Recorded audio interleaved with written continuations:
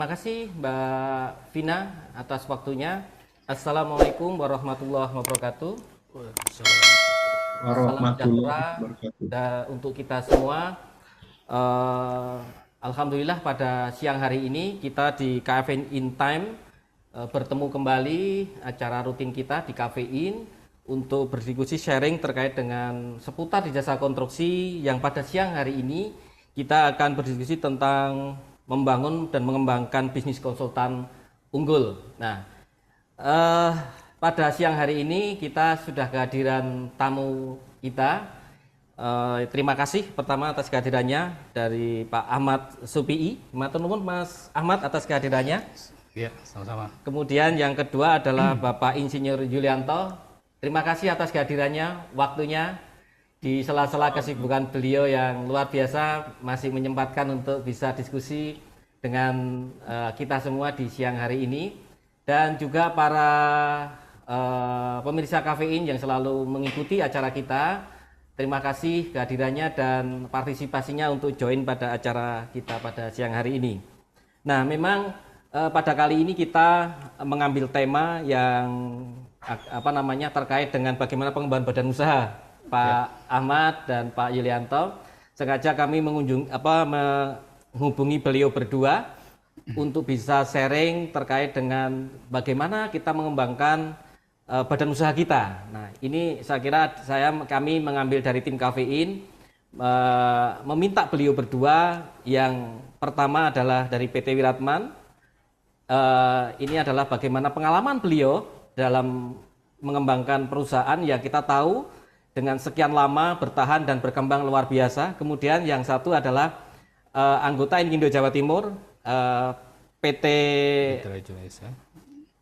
dari Ahmad Associate Group ini ya. Jadi Pak Ahmad ini adalah mewakili generasi yang lebih muda dan berkembang cukup luar biasa.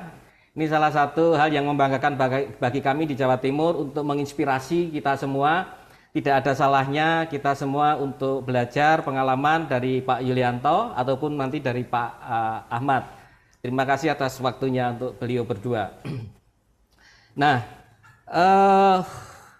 kami sengaja mengambil tema ini karena tadi sampaikan bahwa banyak hal sebenarnya dari sisi badan usaha ini yang harus kita kembangkan ini Pak Ahmad ya. Kita bina selain terkait dengan keahlian, terutama kita di jasa konsultan ini, tenaga ahli menjadi aspek kita, utama kita, aset utama kita. Namun dalam hal ini juga nanti bagaimana strategi pengembangan terkait dengan badan usaha, saya kira juga menjadi hal yang sangat penting, dan pengalaman-pengalaman beliau berdua ini di dalam mengelola badan usaha layak untuk kita dengarkan pada siang hari ini. Barangkali nanti diskusi kita akan kita mulai dengan paparan dulu, pengenalan sejauh mana atau bagaimana kiprah dari PT Wiratman, kemudian nanti diikuti dari Pak Ahmad dari Ahmad Associate, nanti akan memberikan paparan untuk memberikan gambaran bagaimana ruang lingkup perusahaan, kemudian kondisi di dalam hal manajemen ataupun nanti hal-hal lain yang memberikan gambaran kita semua untuk badan usaha. Nah, sebelum paparan kami sampaikan dulu bahwa Bapak Insinyur Yulianto ini beliau lahir di Bandung Juli 1959. Beliau adalah Presiden Direktur PT Wiratman Koda Indonesia. Pengalaman beliau beliau adalah lulus dari Fakultas Pertanian Universitas Padjadjaran Bandung 1982. Kemudian pengalaman beliau saya lihat ini banyak di sumber daya air dan luar biasa, di lingkungan luar biasa sekali. Kemudian juga banyak pelatihan-pelatihan yang beliau ikuti terkait dengan bidang-bidang lingkungan begitu ya. Nah, ini saya kira juga sejalan dengan Pak Ahmad ini. Sama ya. Beliau juga dari teknik lingkungan, kalau Pak Yulianto ini dari pertanian. Nah, itu gambaran beliau. Kemudian Pak Ahmad ini adalah sarjana teknik lingkungan Institut Teknologi 10 November Surabaya, lulus tahun angkatan 1996. Nah, ini masih satu generasi dengan saya ini. Kemudian beliau adalah anggota juga IATPI Jawa Timur sebagai Kabid Humas. Kemudian pernah juga dulu sebelumnya di PT Cipta Surya Wahana Surabaya, Mas Ahmad ya. Nah sekarang beliau adalah CEO dan founder dari AA Group, Ahmad Associate Group sejak 2005. Nah, sepengetahuan saya PT Ahmad ini adalah PT AA Group ini adalah banyak bergerak di bidang lingkungan, nanti akan dijelaskan oleh Pak Ahmad di dalam presentasinya. Untuk menyingkat waktu, untuk memberikan gambaran pada teman-teman semua sebagai nanti bahan diskusi juga, yang pertama kami berikan waktu kepada Pak Yulianto untuk menyampaikan barangkali sedikit paparan, kurang lebih 15 menit Pak Yulianto, untuk menyampaikan materi. Nanti akan kita ikuti paparan berikutnya dari Pak Ahmad, kemudian setelah itu kita akan tanya jawab diskusi terkait dengan bagaimana sih dunia konsultan itu dari kita dari tahap survival katakanlah begitu ya, kemudian bagaimana kita membuat stabilisasinya, kemudian bagaimana kita mengembangkannya. Ini saya kira satu hal yang pengalaman beliau berdua ini menjadi menarik karena banyak sekali teman-teman yang saat ini dalam proses-proses, baik dalam proses tadi survival, kemudian pengembangan, stabilisasi, dan tentunya juga bagi teman-teman ataupun badan usaha yang sudah berkembang jauh juga ini akan menjadi sharing yang sangat luar biasa. Kami persilahkan Pak Yulianto untuk menyampaikan paparannya. Mungkin bisa dibantu Mas atau dari saya sendiri. Baik, Oke, saya ada slide saya sendiri. J. Baik, Bismillahirrahmanirrahim. Assalamualaikum warahmatullahi wabarakatuh. Waalaikumsalam warahmatullahi wabarakatuh. Salam sejahtera untuk kita semua. Alhamdulillah, puji syukur kita banyak kehadirat Allah Subhanahu wa Ta'ala bahwa di siang menjelang sore ini kita masih bisa bersilaturahim untuk sharing knowledge ya. Kami katakan sharing knowledge karena kebiasaan kami di kantor kalau ada saling tukar pengalaman kita namakan sharing knowledge, Pak. Baik, sedikit saya sampaikan profil dari PT Wiratman. Ya mungkin walaupun sudah tahu, tapi ini untuk lebih banyak bisa dilihat oleh Ibu Bapak. Halo. Cukup jelas ya Pak. Baik. Jadi ini backgroundnya walaupun belum tersampaikan, tapi almarhum dari sejak muda sampai meninggalnya mencita-citakan satu jembatan yang menghubungkan Jawa dan Sumatera, yaitu kita katakan nama Selat Sunda. Saya cepat saja. Nah ini saya jelaskan ini tentang Wiratman. Wiratman didirikan oleh Pak Wiratman sebelah kanan dan Pak Daud.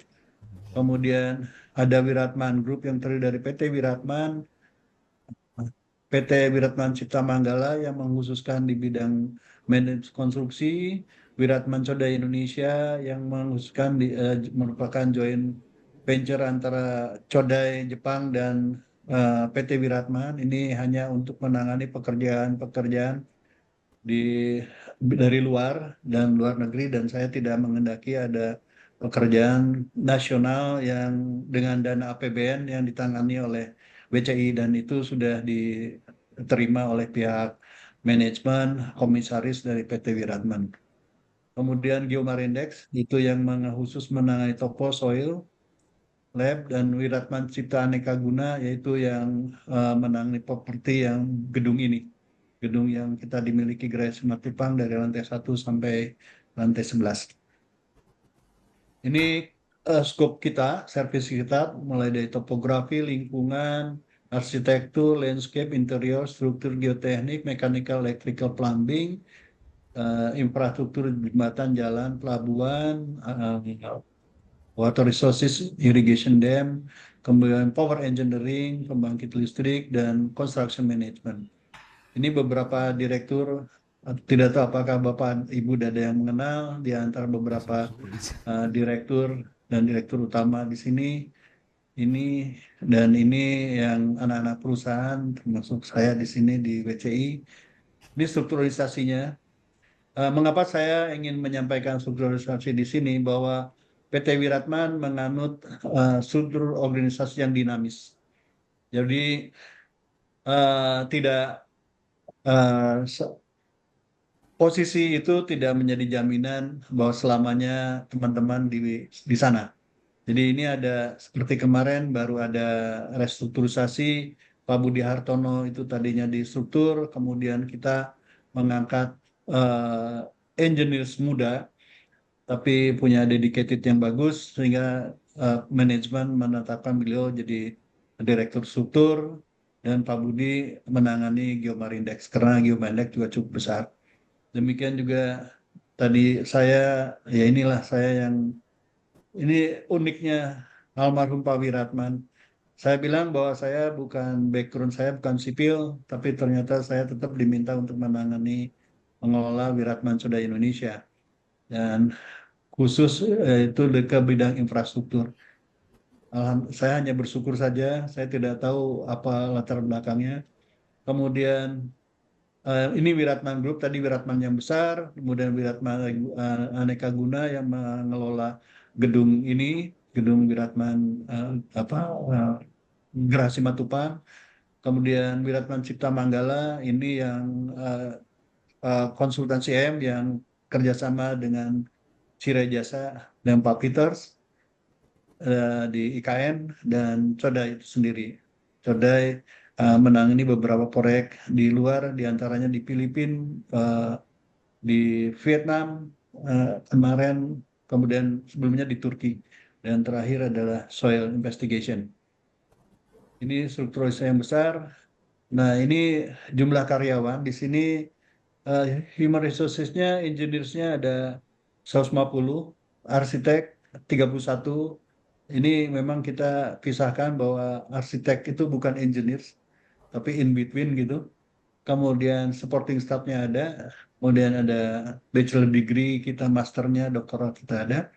Ini eh, beberapa tenaga ahli yang kita sudah punya sertifikat, tapi sekarang punya kendala sertifikatnya itu karena datanya dihack, jadi kita nggak bisa akses walaupun sebatas SBU. Water resources yang cukup banyak di sini tenaga ahlinya dan sekitar 25. Beberapa sertifikat yang kita miliki ISO, kemudian ISO 9001 dan 45001. Nah, ini yang kalah pentingnya sekarang itu adalah PII, Professional Indemnity Insurance Policy, karena beberapa klien kita, terutama dari asing, itu selalu meminta PII. Alhamdulillah kita sudah mempunyai PII sejak tahun 89 kalau nggak salah. Demikian juga lab, untuk soil kita sudah terakreditasi. Ini proyek-proyek yang di lingkungan Wiratman ini per Juni, jadi masih banyak dari pihak swasta kita dapatnya.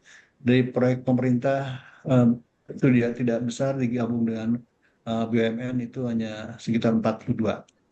Kemudian revenue juga sama, kita masih ada backlog dari tahun-tahun sebelumnya. Beberapa pengalaman yang kita miliki dan award yang kita dapat, beberapa proyek yang ada, ini sekitar kurang lebih 2.000 proyek yang ada di Indonesia yang kemarin kami catat. Kami tidak sempat memasukkan proyek internasional yang diambil dari WCI karena baru beberapa saja. Kemudian ini beberapa bangunan gedung tinggi yang struktur dan arsitekturnya terlibat. Itu misalnya ini Autograph Power, Resort Tower, Wisma 46, dan Raffles Hotel Jakarta kita terlibat dan ada strukturnya untuk Gamma Tower. Ini Tamrin 9 kita juga terlibat di bangunan tertinggi. Di Square Tower juga kita terlibat, Kuala Namu juga terlibat, dan ini sempat bangunan ini yang punya case yaitu ada pengunjung yang kejeblos di lift itu ya lucu. Nah ini itu tapi itu bukan desain apa karena ada modifikasi, tapi kita tetap menjadi karena kita yang perancang jadi kita diminta datang ke sana dan sudah mendapat penjelasan, nah, akhirnya mereka bisa memahami.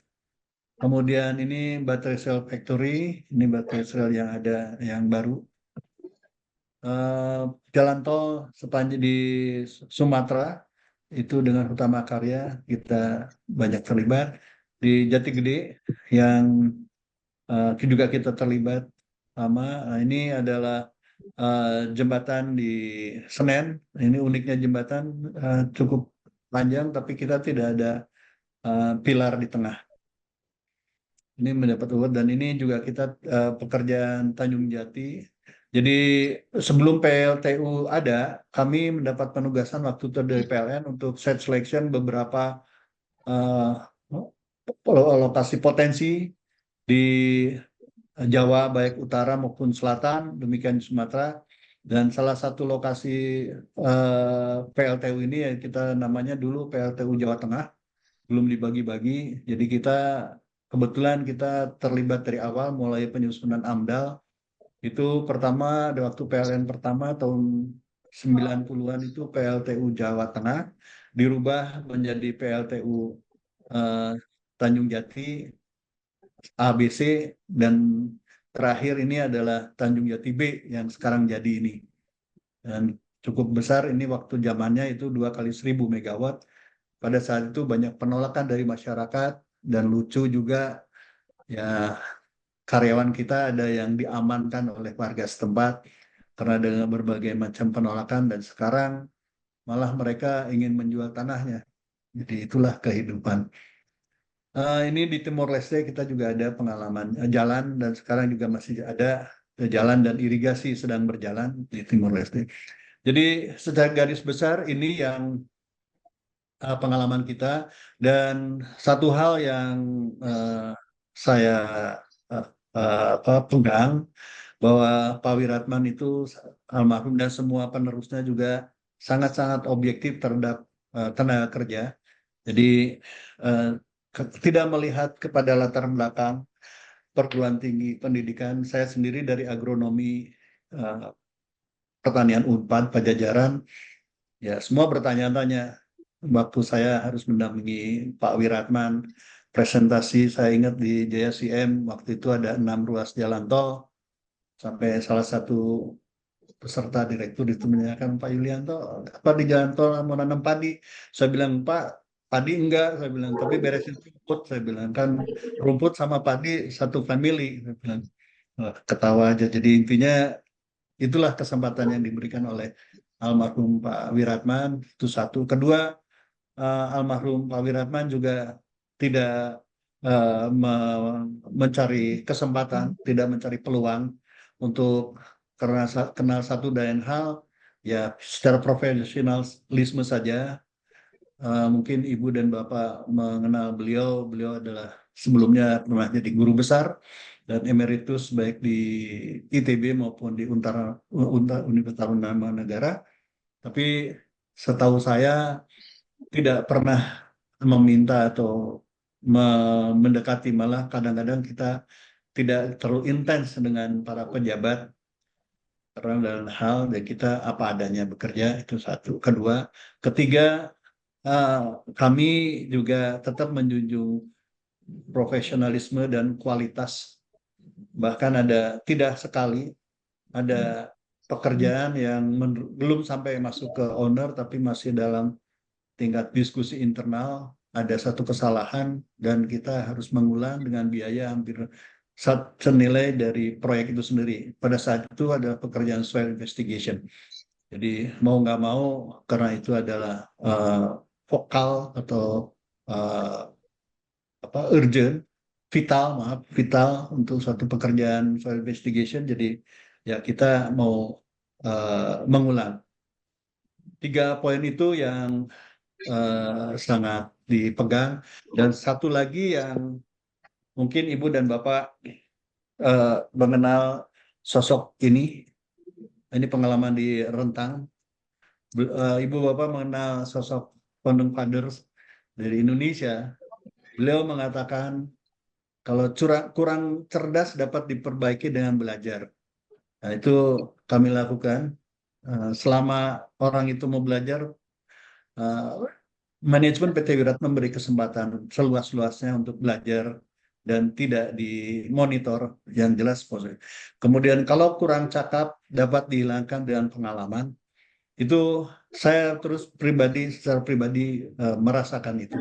Tapi yang repot itu kalau tidak jujur, sulit diperbaiki dengan kejujuran. Karena tidak ada sekolah kejujuran. Dan saya tidak tahu apakah sekarang juga udah dekadenya masuk ke tempat ini atau tidak. Yang jelas saya merasakan konsultan ini saat ini diambang ketidakpercayaan dibandingkan pada saat saya 82 ikut lelang. Dulu tidak seribet sekarang. Sekarang ketat banget, tapi penyimpangan banget juga gitu. Jadi saya tidak tahu apa itu bagian dari kejujuran atau tidak, tapi nyatanya adalah demikian. Dan kami tidak berkecil hati. Beberapa tahun belum ada pekerjaan, bahkan dalam satu forum tertentu di mana dikumpulkan kami di aula kementerian, bahwa ada konsultan yang sudah lebih dari 10 pekerjaan penanganan satu kegiatan. PT Wiratman hanya satu, tapi kenapa kok PT Wiratman diminta untuk testimoni, memberikan penjelasan dan sebagainya. Itu yang saya juga tidak tahu, hanya saya bersyukur saja mendapat kepercayaan di lingkungan pemerintah, demikian di swasta. Mungkin secara garis besar itu yang dapat kami sampaikan. Untuk selanjutnya, monggo kita diskusi. Eh, Mudah-mudahan tadi kalau melihat saya sih pas nih ya. Tadi 41, 42, sekarang 57. Mungkin itu yang dapat kami sampaikan dan saya akhiri. Wabillahi taufiq wal hidayah. Assalamualaikum warahmatullahi wabarakatuh.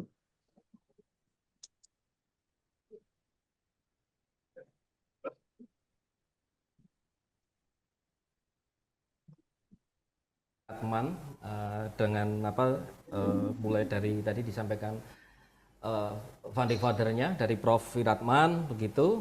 Kemudian yang di bagian terakhir tadi sangat menarik sekali dari satu yang disampaikan oleh founder.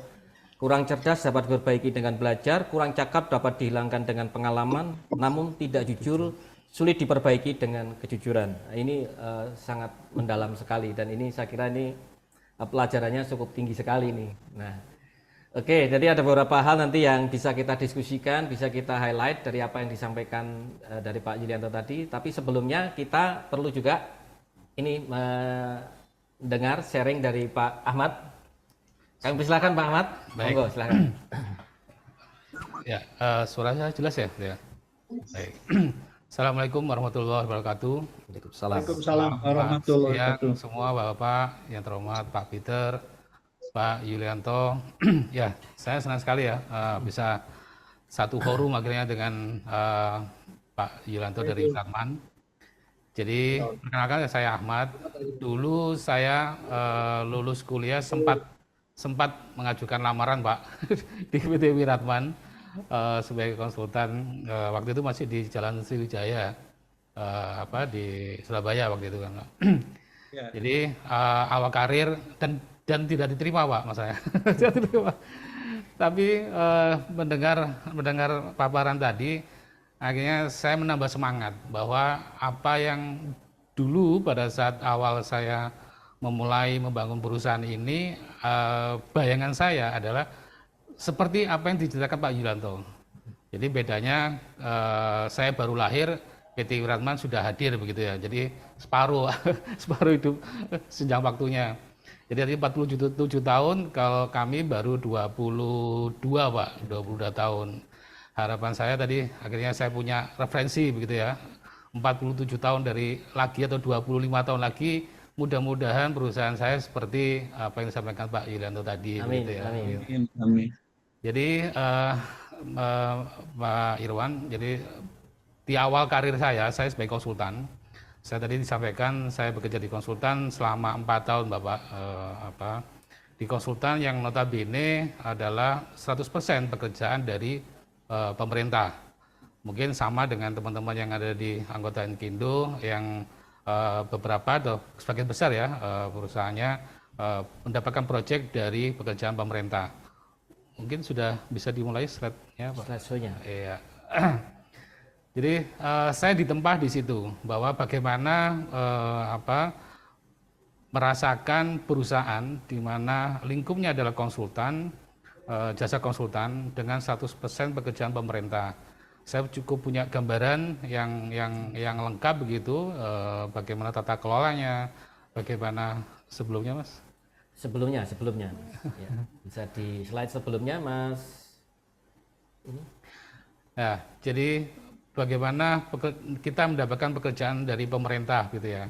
Yang kita ketahui bersama pada saat tahun 2000-an, mungkin tadi Pak Yulianto juga menyampaikan tahun 80-an mungkin ada perbedaan gitu ya. Tapi sepengetahuan saya di saat tahun 2000-an tersebut kita sistemnya masih konvensional, Bapak.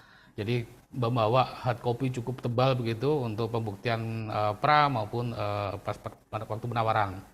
Jadi pada yang bisa saya simpulkan pekerjaan pemerintah yang kita ketahui bersama persyaratannya adalah persyaratan administratif. Itu yang tidak bisa kita pungkiri. Bagaimana kita menyiapkan dokumen administrasi kita, mulai dari teknis, personal dan segala macamnya.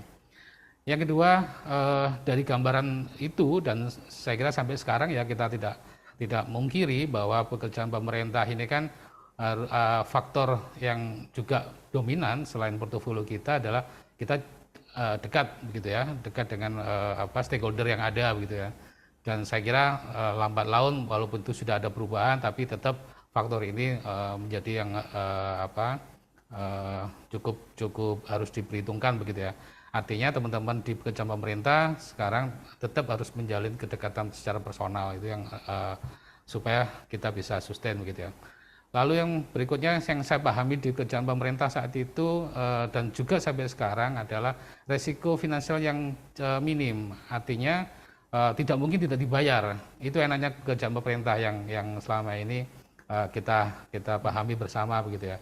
Sehingga teman-teman yang mendirikan perusahaan jasa konsultan dengan pekerjaan pemerintah ya insya Allah aman lah dari segi termitnya gitu ya, kegagalan bayarnya. Nah, yang berikutnya adalah enaknya pekerjaan pemerintah ini kan juga kita tahu bersama kita cukup mempunyai SDM inti begitu untuk melakukan penawaran atau proses lelang. Untuk aspek teknis mungkin tidak terlalu banyak, bisa dalam tanda kutip kita kerjasamakan dengan personal atau tenaga ahli yang lain. Dan 4 hal ini yang selama ini kita jalankan bersama, termasuk dari perusahaan saya waktu itu dan sampai sekarang pun juga melakukan hal yang demikian begitu ya. Keberlangsungan usaha sangat dipengaruhi oleh personal. Nah ini yang tadi dari 4 hal tersebut Bapak Ibu yang kita pahami dan saya berkaca pada perusahaan yang waktu saya bekerja dan sampai sekarang pun saya melihat bahwa karena 4 faktor ini kebanyakan bahwa perusahaan ini sangat tergantung dari top management, dalam hal ini biasanya owner yang sebagai top management karena melakukan 4 hal tadi, namun pada saatnya beliau sudah mulai tidak aktif begitu akan berdampak pada perusahaannya begitu ya. Dan itu sudah saya pahami pada saat saya mau mendirikan perusahaan saya waktu itu. Gimana caranya buat perusahaan pada saat saya tiba-tiba tidak aktif lagi, walaupun umur saya tidak sampai 55 tapi tiba-tiba saya nggak aktif gitu ya. Tapi perusahaan saya tetap aktif. Nah itu yang selalu berkecamuk dalam pikiran saya waktu itu Mas Iwan. Yeah. Lalu lanjut slide-nya. Next. Nah, jadi saya memberanikan diri untuk membuat perusahaan Bapak Ibu di 2004 ya setelah keluar dari perusahaan tersebut karena di perusahaan yang saya kerja waktu itu kan proyek pemerintah. Jadi tiap Desember saya putus kontrak gitu ya. April dipanggil kembali. Saya merasa waduh kok nggak kontinu seperti ini gitu kan. Nah, apakah saya tidak menyalahkan karena memang tadi mendapatkan pekerjaan di proyek pemerintah waktu itu kan belum ada lelang dini begitu ya. Kontrak paling cepat bulan 3, bulan 4. Nah, disitulah butuh personil untuk mulai in charge di pekerjaan. Kita sebagai engineer yang masuk dalam konteks pekerjaan ya tentunya dibutuhkan pada saat bulan-bulan itu, bulan 4 sampai bulan 12 biasanya kan. Yeah.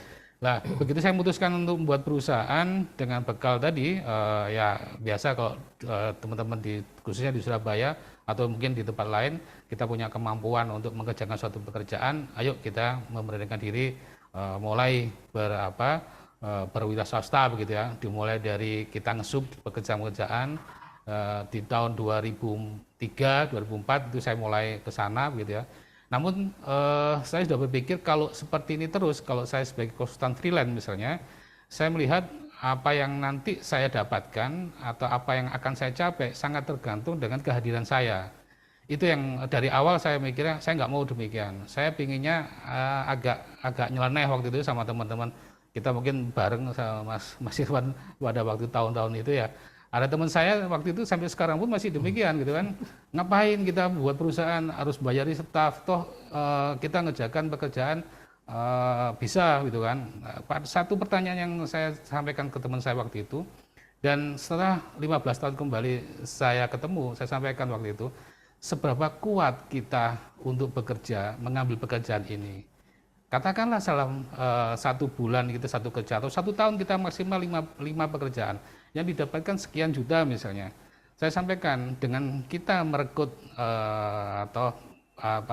teman yang bisa bantu kita, mulai dari aspek administrasi, mulai dari aspek asisten kita misalnya, dengan yang kita keluarkan ya insya Allah tim lebih siap gitu kan, untuk dapatkan pekerjaan lebih gitu kan. Itu saya mulai di 2004 Pak. Jadi 2004 saya sudah mulai agak bergaya begitu, ngajak 3-4 teman untuk ayo kita buat perusahaan, tapi belum ada namanya, artinya belum resmi menjadi satu perusahaan. Tapi secara tata kelola saya sudah bisa mengelola dengan 3 dan 4 teman tadi itu ya, berkantor di rumah begitu ya. Lalu 2005 saya resmikan perusahaan saya, kebetulan sama barengan dengan Mas Irwan waktu itu 2005 kita bentuk perusahaan, saya beri nama CV Ahmad dan Associate. Ini terus terang kebetulan ini ada Pak Yulianto, karena dulu saya mengelamar di Wiratman saya tidak diterima gitu Pak. Saya bingung, Wiratman ini nama siapa? Ternyata nama pemiliknya begitu kan. Berarti saya waktu itu belum memahami tentang pentingnya branding ya.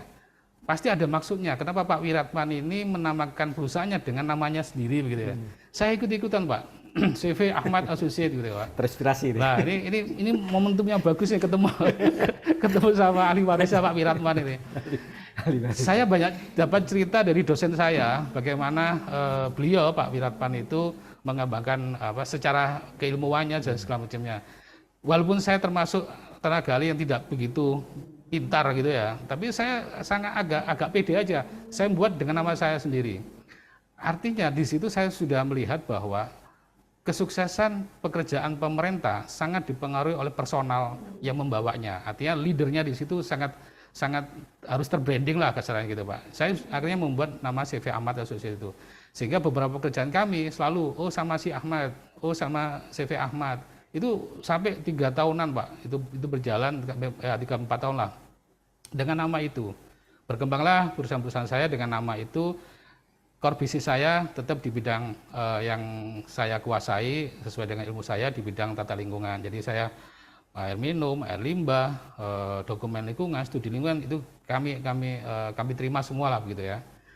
Lalu dengan terbentuknya perusahaan itu, saya dalam waktu yang pada saat momen itu banyak sekali masukan dari mulai kenapa harus buat perusahaan. Ada juga teman yang mengingatkan, kenapa membuat perusahaan konsultan? Karena konsultan itu toh ya itu aja, tidak bisa dibuat strategi bisnisnya kasarnya gitu. Karena konsultan itu dapat pekerjaannya ya karena pada saat tahun itu kita dekat, kita bergerilya pasti dapat. Nggak ada kita buat suatu rencana kerja seperti perusahaan-perusahaan yang lain.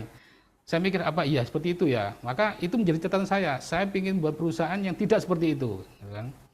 Saya punya perusahaan yang masih dapat berjalan dan berkembang walaupun saya tidak aktif. 3 hal ini Pak yang membuat saya waktu itu membangun CV Ahmad Associate itu di tahun 2005. Lanjut.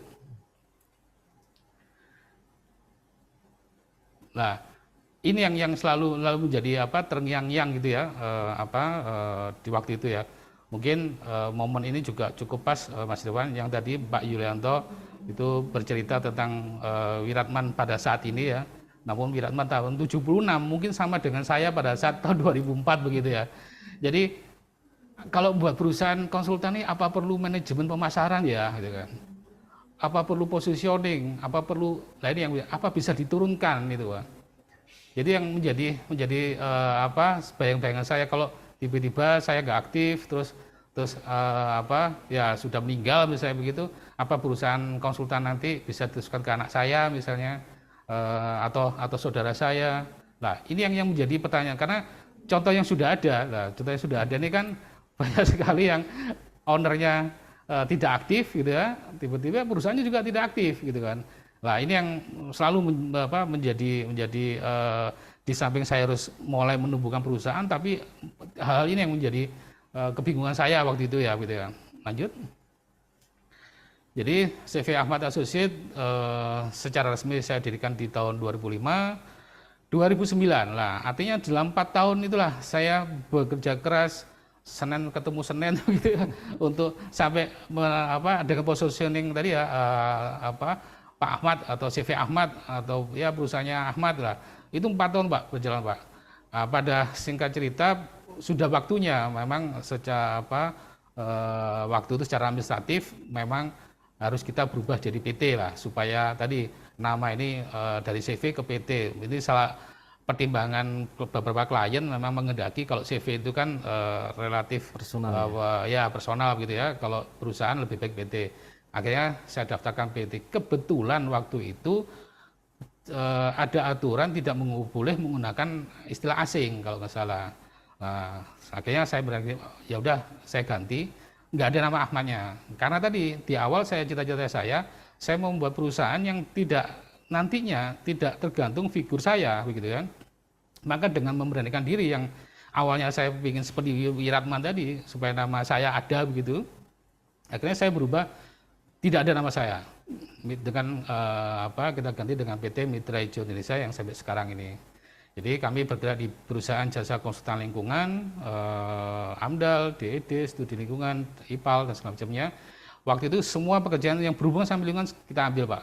Kita ambil, ada pekerjaan pemerintah kita ikuti prosedur lelangnya, dan kedekatan juga sama dengan teman-teman yang lain, saya ikuti begitu ya. Dan waktu itu kita masih full pekerjaan pemerintah dan beberapa swasta pun yang tidak begitu banyak begitu ya. Artinya 98% itu proyek pemerintah waktu itu ya. Lalu pada saat ya menginjak di atas 2010 begitu ya, kita mulai intensif di pekerjaan swasta, karena tadi hal yang menjadi catatan saya pada waktu itu, gimana caranya pekerjaan perusahaan ini tidak lagi kontrak karyawan tapi Desember selesai gitu kan. Nah ini kan juga dilema Pak, kalau kita tidak mau mengkontrak karyawan di bulan Januari sampai April, maka mau nggak mau ada pemasukan di luar pekerjaan pemerintah. Itu sudah kami lakukan walaupun tidak tertata dengan manajemen yang baik begitu ya. Akhirnya di 2007 di atas 2017 lah itu kami tata betul begitu bagaimana kita bisa ambil porsi swasta supaya perusahaan ini bisa lebih berkembang. Maka dimulai diversifikasi usaha. Lanjut. Nice. Ya. Dari CV Ahmad Associate tadi naik pangkat begitu jadi PT dengan berganti nama sekalian PT Mitra Indonesia. Dan alhamdulillah, lah ini tadi kebetulan tadi ada Wiratman Group begitu ya. Lah kami ini juga sama Bapak. Di 2005 kami sekarang ini posisi ada 5 perusahaan, 6 yang akan menjadi perusahaan ke-6 kami. Ada PT Mitra Hijau Indonesia, Mitra Prima Enviro, Cita Prima, Simetri, dan kami juga punya laboratorium. Bedanya kalau tadi memang PT Wiratman bergerak di bidang sipil begitu, kami di bidang lingkungan, maka kami juga membuat laboratorium di bidang lingkungan atau lab uji lingkungan. Lalu ada kami yang baru, calon usaha kami yang baru, Greens. Ini posisi di 2024, begitu Pak. Lanjut.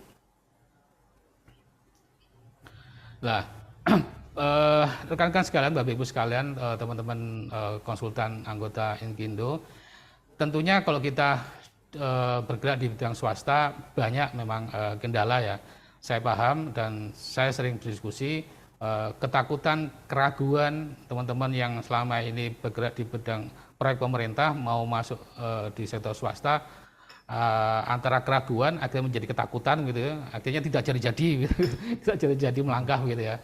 Nah, ada beberapa hal yang saya catat rekan-rekan sekalian. Pertama, kalau kita masuk di pekerjaan swasta, yang perlu kita perhatikan pertama adalah perform perusahaan.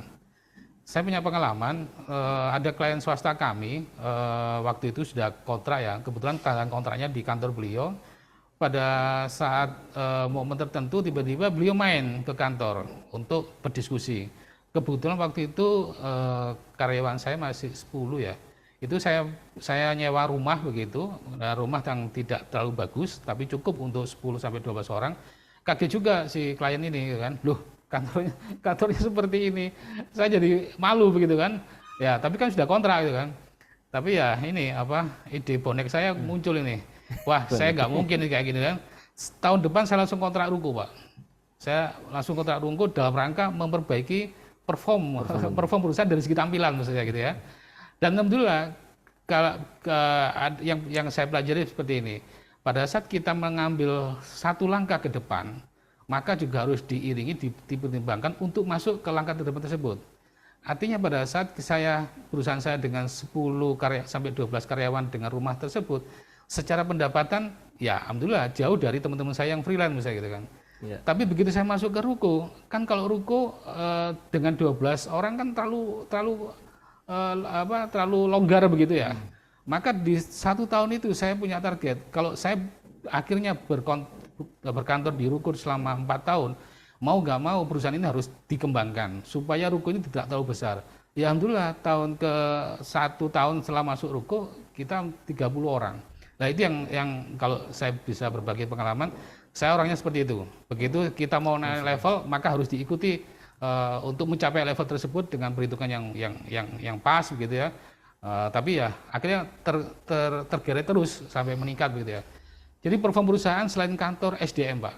Jadi tadi Pak Irwan menyampaikan bisnis konsultan ini kan asetnya adalah personal sebenarnya. Beda dengan kontraktor. Nah, maka bagaimana kita menumbuhkan dan membentuk suatu sistem di mana kita bisa punya SDM yang unggul, semakin besar konsultan pastinya SDM juga semakin banyak. Ini agak berbeda, mohon maaf dengan teman-teman yang lain, kalau di kami manajemen gemuk istilahnya. Jadi perusahaan kami ini tadi semakin banyak semakin banyak kontrak, saya minta direksi yang ada di kantor saya ya harus nambah personil. Jadi tidak malah mengurangi akhirnya terus pekerjaan itu di pihak ketiagaan misalnya.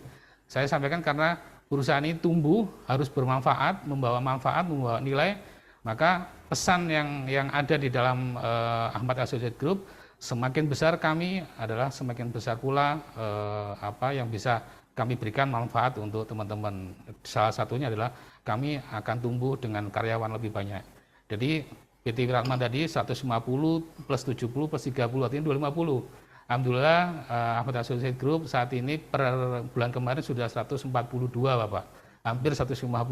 Nah itu yang makanya saya senang sekali momen ini. Saya punya referensi gitu ya, punya target gitu ya. Lalu portofolio Bapak. Nah kita yang bergerak di proyek pemerintah, yang pengalaman di proyek pemerintah itu kan menjadi portofolio yang berharga. Kita sudah punya modal. Artinya pada saat kita menawarkan diri ke pihak swasta, portofolio kita ada. Nah itu sudah yang kami lakukan dulu. Kami pernah pengalaman untuk mendesain TPA misalnya atau mendesain TPST. Kebetulan kami dapat klien pengelolaan sampah di wilayah pemukiman misalnya, di wilayah perumahan elit di Surabaya. Ya kami sampaikan tenaga kami pernah pengalaman di sini. Artinya topik lingkup di pekerjaan pemerintah itu menjadi portofolio yang berharga. Modal berharga kita masuk ke sektor swasta tadi. Tinggal dilengkapi tentang tadi perform perusahaan yang lain.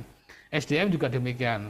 Seringkali proyek swasta kan tidak pernah menanyakan tentang SPU kita, tentang referensi personal kita. Yang pasti pada saat kita presentasi proposal itu memang performnya bagus. Itu yang harus dicatat oleh teman-teman. Lalu berikutnya tata kelola. Nah, manajemen lebih kompleks. Kalau kita bandingkan proyek pemerintah di awal tadi saya sampaikan, ya mohon maaf, mungkin kita cukup portofolio administrasi kita bagus, kelengkapan administrasi kita bagus, mungkin kita bisa langsung ikut lelang. Kalau di proyek swasta mungkin agak kompleks. Kompleksnya adalah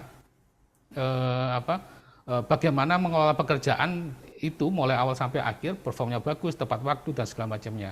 Sehingga menurut saya tidak lebih simpel dari pekerjaan pemerintah, itu tantangannya. Kontrak berbasis produk, Pak. Ya, kita tahu kalau di pekerjaan pemerintah laporan ada, kita tetap bayar. Tapi kalau di swasta, Pak, based on produk. Jadi kalau produknya dianggap artinya targetnya belum tercapai, kita nggak kebayar, Pak. Itu yang menjadi masalah.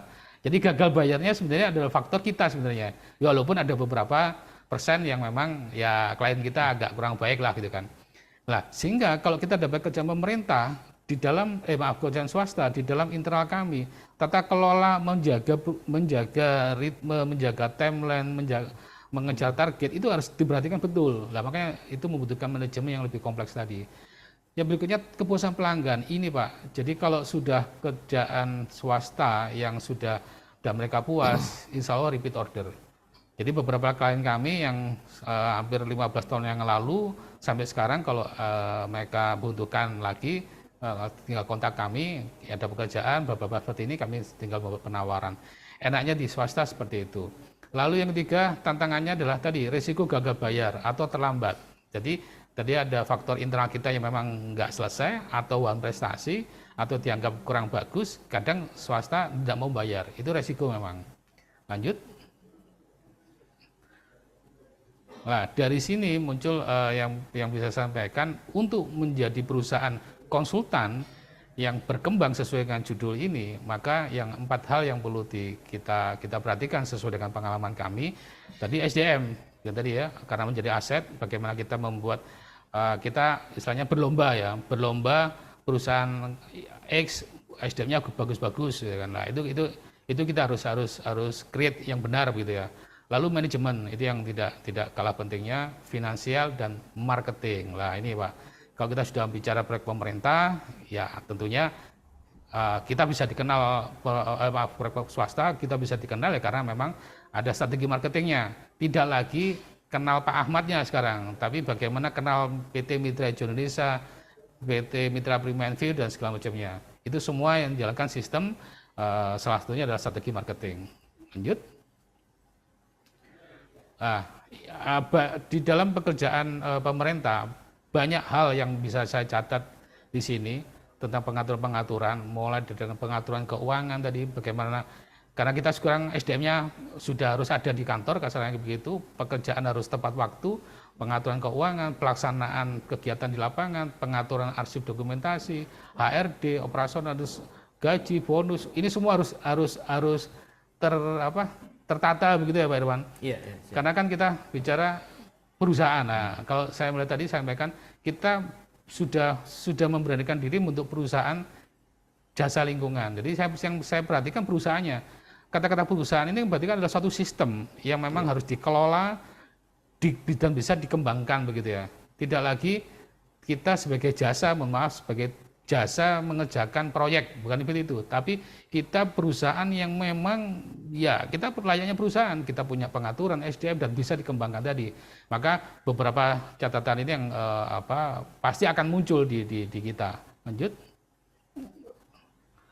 Nah, maka di dalam pengembangan perusahaan tidak ada kata lain selain kita mengatur sistem manajemennya, begitu. Lanjut. Sistem manajemen sebagai kebutuhan atau tuntutan. Kalau menurut saya sekarang ini adalah dua-duanya. Memang kita butuh untuk ngatur manajemen di kantor untuk dalam rangka tadi memanage pekerjaan. Lalu tuntutan, iya karena tuntutan klien sekarang sistem manajemen ini bahkan tadi di Wiratma juga sudah beberapa sertifikasi ISO, sertifikasi mutu. Kami juga ke sana dan kami alhamdulillah sekarang sudah punya sistem manajemen integrasi Pak. Jadi mulai ISO manajemen mutu sampai ke ISO lingkungan, sistem terintegrasi. Nah ini juga kadangkala memang klien kami melihat itu sebagai bagian dari perform gitu ya. Jadi kalau menurut saya sistem manajemen adalah kebutuhan dan tuntutan memang gitu. Lanjut Pak. Ini sedikit Bapak Ibu salah satu perusahaan sebagai perusahaan induk kami, PT Mitra Hijau Indonesia, pertumbuhan ya begitu ya. Pertumbuhan yang menarik adalah di 2020 sampai 2023 begitu ya. Kalau saya sampaikan ke direksi, yang penting harus tumbuh.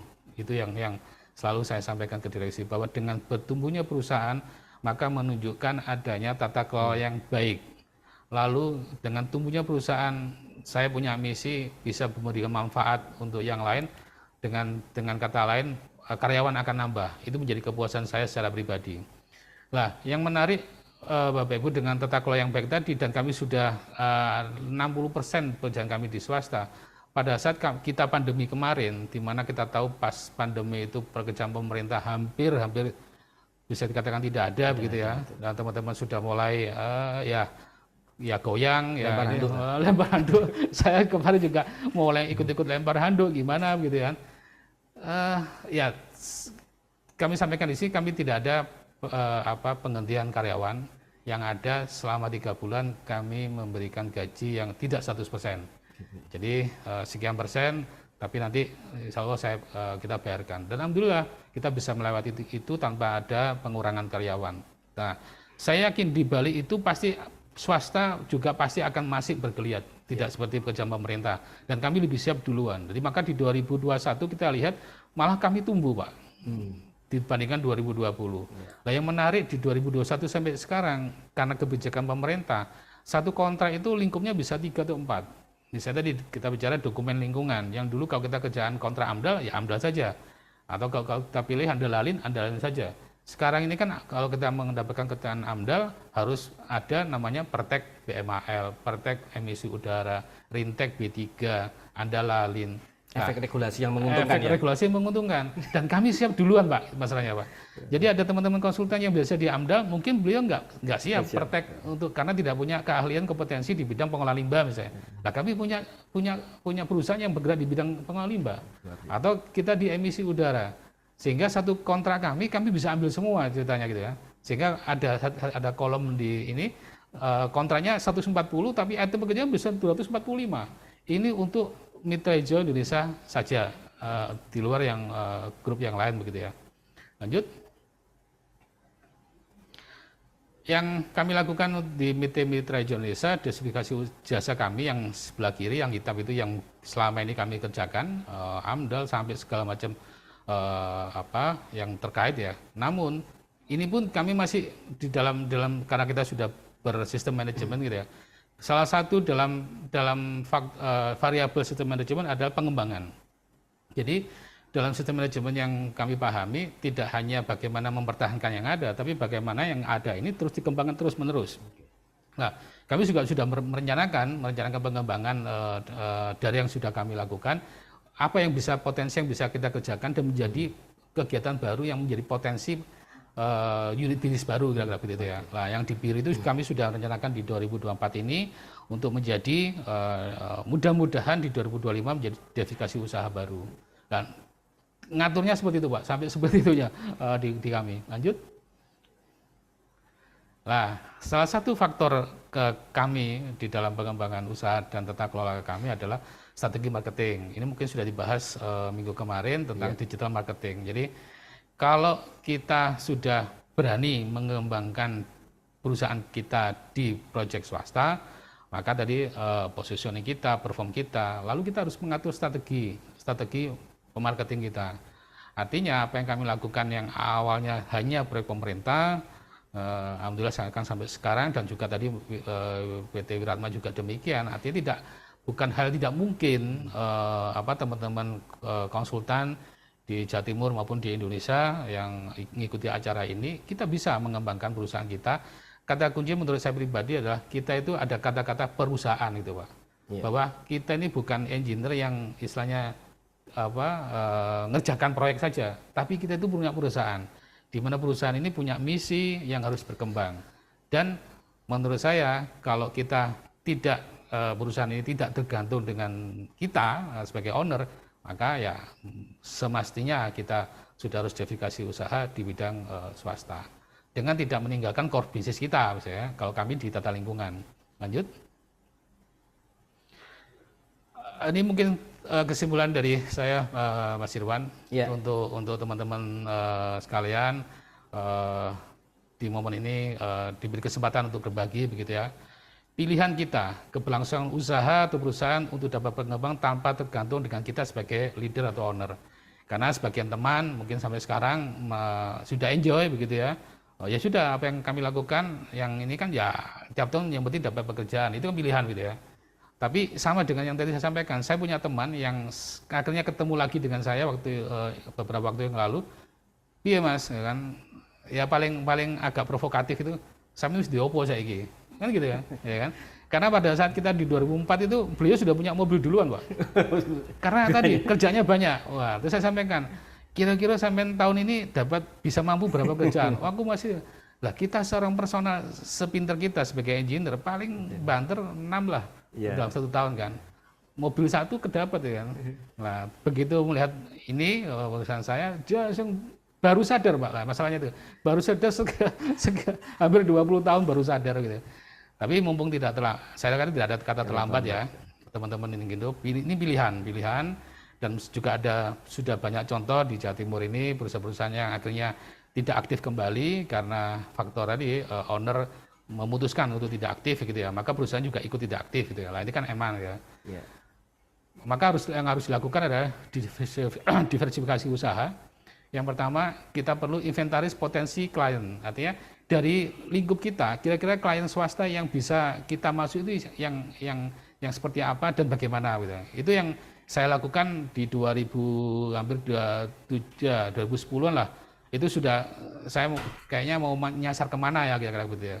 Lalu inventarisasi potensial jasa layanan yang bisa didiversifikasi usaha. Yang awalnya saya satu perusahaan, tim saya bisa mendesain IPAL, lalu coba menawarkan swasta, ternyata swasta tidak hanya mau desain tapi sekaligus membangunnya misalnya. Ya udah, ini jadi potensi. Udah kita desain langsung bangun IPAL-nya misalnya. Lalu kita bisa jasa pengukuran misalnya, teman-teman jasa pengukuran. Ya sudah, kita buat jasa pengukuran yang selama ini kita pengukuran bisa lakukan sendiri, dan kenapa nggak jadikan usaha jasa pengukuran misalnya. Yang tahu kita sendiri. Artinya bagaimana yang menjadi potensi untuk dikembangkan tentunya dari Bapak Ibu sekalian yang sudah menekuni dan tahu bagaimana perusahaan Bapak Ibu. Prioritas produk jasa layanan, bentuk tim teknis dan pemasaran. Jadi bertahap Pak. Jadi kalau saya, walaupun saya sangat eksponensial kalau menurut teman-teman saya dalam perkembangan perusahaan, tapi saya artinya sudah sangat penuh perhitungan kira-kira gitu ya. Mana yang bisa dikembangkan, mana yang belum, itu saya pelajari betul begitu ya. Maka demikian Bapak harus prioritaskan yang tahun ini mana yang bisa dikembangkan dulu gitu. Pekerjaan pemerintah sebagai portofolio. Lah ini, jadi kita sesama teman-teman konsultan di pekerjaan pemerintah, pengalaman kita sudah banyak. Tim kita juga pernah ngajarkan A, B, C, D segala macamnya. Nah, itu sebagai bekal yang modal dasar untuk tadi sebagai portofolio kita untuk menjual jasa kita di pekerjaan swasta. Yang kedua, perbaiki tata kelola. Nah, ini kalau kita sudah di perusahaan swasta, mau nggak mau, kita juga benahi internal kita, Pak. Sebagai berbasis manajemen modern. Bagaimana manajemen modern adalah manajemen perusahaan, branding perusahaan, digital marketing. Jadi CV Ahmad Associate itu waktu itu saya bentuk untuk membranding nama saya, karena awalnya memang masuknya dari saya, begitu. Tapi saya nggak lama-lama, 4 tahun saya langsung ganti nama karena supaya nggak nyantol nama saya terus kasarnya gitu ya. Saya harus punya branding perusahaan Pak. Sekarang banyak yang kenal di Pak Pitra aja, kenal Mitra Hijau tapi nggak kenal saya gitu kan. Nah, itu yang saya inginkan sebenarnya. Tapi kalau Pak Peter kenal saya tapi nggak kenal Mitra Hijau, berarti salah saya, gitu ya. Yang berikutnya yang harus ya kita pahami di dalam sektor swasta tadi kan dari segi finansial tadi ya yang harus ditopang yang betul itu ya. Maka sebenarnya ada peluang, jadi kerjasama B2B. Jadi untuk masuk di perusahaan swasta kadang kita nggak langsung ya, namun kita bisa kerjasama dengan teman yang sudah leading duluan. Nah, portofolio itu bisa kita ada. Itu yang saya lakukan dulu Pak. Jadi saya nggak bisa langsung kontrak dengan klien swasta saya, tapi saya partner gitu kan dengan teman saya yang sudah masuk. Lalu komposisi saham, lah ini yang penting. Ini yang terakhir, kembali apapun diskusinya gitu ya. Tetap namanya faktor finansial ini kan sangat penting gitu ya. Semakin besar perusahaan, ya pasti akan harus ditopang dengan finansial yang cukup memadai begitu ya. Maka di kami, saya tidak sendirian. Kami berbagi dengan teman yang mau gitu ya, mau share dananya untuk saham di perusahaan saya, sehingga bahwa inilah perusahaan yang saya impikan begitu ya waktu itu, bahwa tidak lagi ada nama saya, tidak ada lagi profil yang intens ke saya, tapi bisa berkembang. Dan akhirnya pada momen kali ini saya akhirnya dapat referensi bagaimana 25 tahun lagi perusahaan saya itu Pak Wiratman tadi gitu ya.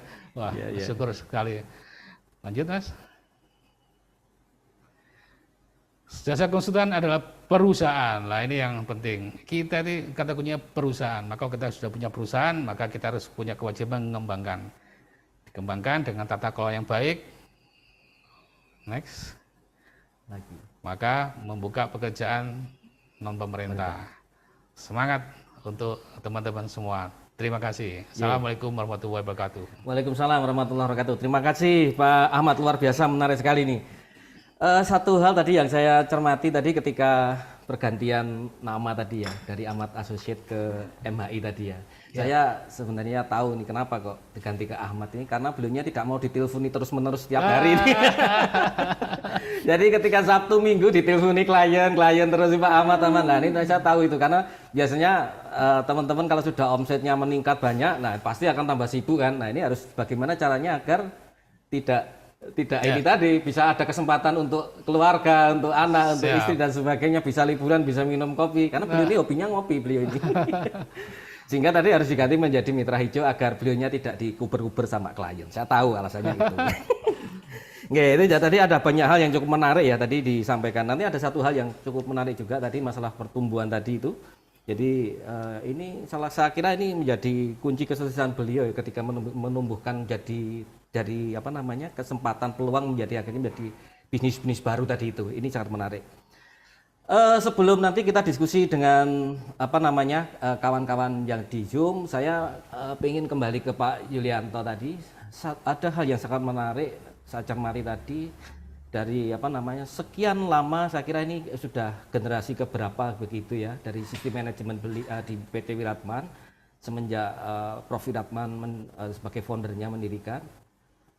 Kira-kira value apa ini Pak Yulianto yang membuat Wiratman ini bisa bertahan dan luar biasa dari sisi corporate experience-nya, luar biasa saja sekali ini ya. Yang tentunya kami melihat inilah yang menjadi berbeda. Tentu aspek yang kelihatan di luar tentu bisa lihat, tapi saya kira ada hal-hal di dalam value apa yang dipelihara oleh PT Wiratman untuk menjadikan PT Wiratman ini sustain hingga saat ini dan berkembang dan luar biasa sekali. Monggo Pak Yulianto. Sebetulnya cuma satu Pak, kalau saya perhatikan. Yeah. Dan ini sudah diiyakan oleh manajemen untuk berani mengatakan tidak. Say to no. Ya, sudah Pak, nggak usah panjang lebar. Luar biasa. Tapi dengan alasan. Iya. Karena itu dialami. Jadi saya untuk mengatakan tidak sadek-saknyet istilahnya. Iya betul. Saya sounding dulu. Saya pertama ke manajemen tentunya, Pak, saya mau mengatakan tidak ini ya. Ya itulah, itu satu kelebihan, saya anggap kelebihan dari manajemen kita. Persoalan itu dibawa dalam satu rapat di internal kita, di manajemen. Kalau sudah sepakat ya, dah. Nah, terus saya sounding juga ke institusi-institusi yang saya anggap punya pengaruh, karena kebetulan kita punya akses, mengatakan bagus ya. Akhirnya saya baru melangkah, dan saya di sini ada teman saya, kalau nggak salah hadir Bu Evi di sini. Saya tidak panjang lebar, saya tidak Pak, sudah selesai. Wah, nanti ada konsekuensi ini. Oh, nggak apa-apa, memang konsekuensinya itu harus saya ambil. Tidak mungkin lah mengambil konsekuensi yang katakanlah tidak populer untuk jadi populer, enggak. Jadi ada sanksi sosial, itu konsekuensi. Iya, iya. Tapi ya alhamdulillah itu kalau saya ngelihat perkembangannya kok sampai saat ini masih ada. Dan itu juga sama, beliau juga dari awal ya hitam-hitam putih-putih istilahnya mungkin demikian ya. Kalau saya mengatakan tidak. Sama, baru-baru kemarin juga ada hal yang sama. Saya tidak mau ada dalam keraguan. Bukannya saya so fanatik dalam Al-Quran kan manusia diciptakan dalam keadaan keraguan. Nah, saya tidak mau di antara itu, tidak mau ada dalam persimpangan. Saya ambil resiko untuk berani mengatakan tidak. Itu aja Pak Irwan. Terima kasih. Oke, terima kasih. Makanya tadi ketika Pak Yulianto menyampaikan tadi hanya mengambil satu pekerjaan dibanding ada barangkali ada yang lain dan sebagainya, banyak pekerjaan dan sebagainya tadi, mau saya coba tanyakan ini. Ternyata korelatif dengan apa yang disampaikan Pak Yulianto ini. Untuk mengatakan tidak. Luar biasa, luar biasa. Nah, ini kemudian satu tadi saya dengan dari apa yang disampaikan Pak Ahmad dan Pak Yulianto tadi saya melihat bahwa di dalam sebuah perusahaan yang tumbuh secara dengan arah yang baik dan benar begitu, tumbuh apa namanya diferensiasi tadi ya. Banyak anak perusahaan ataupun lembaga-lembaga baru yang tumbuh dengan pelayanan baru yang berbeda semua.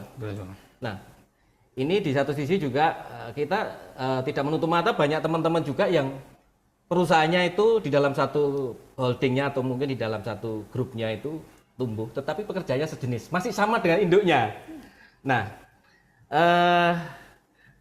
ini barangkali apa yang menjadikan ini ya, apa namanya, pemikiran untuk mendiferensiasi tadi dengan hal-hal yang baru tadi dan apakah ini menjadi bagian dari strategi perusahaan untuk saling menopang? Mungkin dari Mas Ahmad yang tadi barusan menjelaskan, gimana Mas Ahmad? Ya, kalau di tempat kami ya sekitar 8 tahun yang lalu kita masih ada 2 kantor saja Mas Irwan. Ya. Yang satu di dokumen lingkungan yang saya anggap secara tata kelola bisa mandiri, itu saya mandirikan. Ya. Artinya ada tuntutan terhadap manajemen di divisi untuk dokumen lingkungan, dia harus bisa mandiri mencari pekerjaan, tumbuh dan segala macamnya. Pengaturannya sudah dalam satu kantor tersendiri. Iya, iya. Yang satunya masih gabung, mulai dari perencanaan, dari yang limbah, kalau di kami limbah, sampah, itu masih jadi satu. Saya melihat yang limbah ini sudah harus bisa lebih mandiri gitu ya. Maka dengan sedikit bergayanya tadi saya misahkan diri. Harapan saya dengan misah kantor, berarti ada manajemen baru di kantor tersebut, gitu kan. Sehingga positioning perusahaan itu jelas. Terkait masalah kalau proyek pemerintah itu secara administratif masih nama yang sama, itu kan berbeda ya. Namun dalam tim di kantor A misalnya itu spesialisnya perencanaan dan DED di bidang persampahan misalnya, itu saya sendirikan. Ada pekerjaan tentang limbah saya sendirikan di PT Mitra Prima Enviro yang memang khusus di bidang limbah. Begitu juga di dokumen lingkungan, begitu juga nanti di laboratorium misalnya. Nah, jadi dari awal iklimnya sudah dibentuk seperti demikian, begitu kan. Walaupun ya kalau ingin cari satu tentunya butuh kali PT Wiratman 7 lantai begitu ya. Tapi kan masih belum mampu begitu ya. Tapi paling tidak dengan sedikit memberanikan diri, manajemen sudah dibeda-bedakan gitu ya. Sehingga harapan saya masing-masing direksi tadi sudah bisa, kalau sudah punya ini sendiri, maka kan target, rencana kegiatan itu kan sudah tidak terpengaruh oleh satu divisi yang lain begitu. Itu sih kalau menurut saya lebih efektif kalau kita memang mau mengembangkan gitu ya. Oke, terima kasih Mas. Ini menarik, nanti kita sambung lagi Mas Ahmad. Ya. Kemudian tadi saya kembali ke Pak Yulianto tadi ya.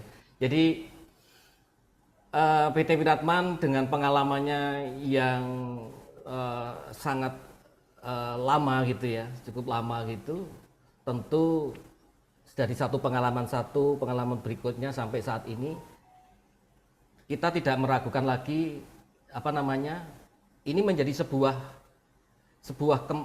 kemampuan dari badan usaha untuk mengelola pengalaman tadi sehingga menjadi semacam corporate experience begitu ya. Jadi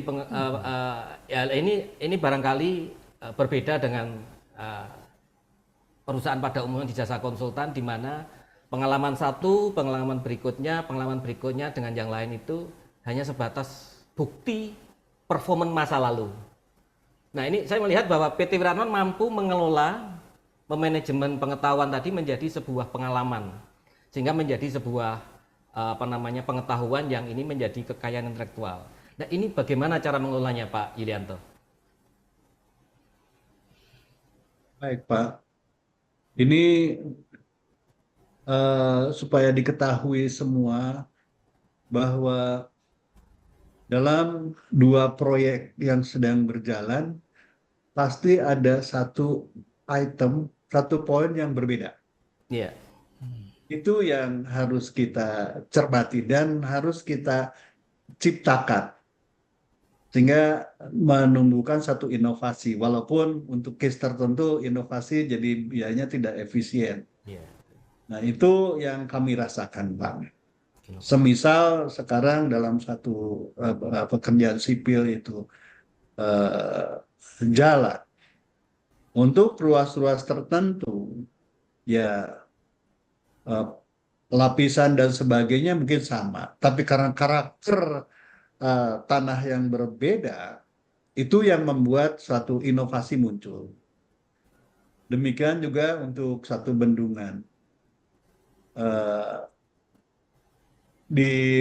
Ada satu pengalaman bendungan yang di situ menerapkan suatu teknologi yang tidak lazim, tapi kita lazim diadakan di suatu bangunan basement, yaitu surge pile, ya akhirnya kita lakukan di satu bendungan.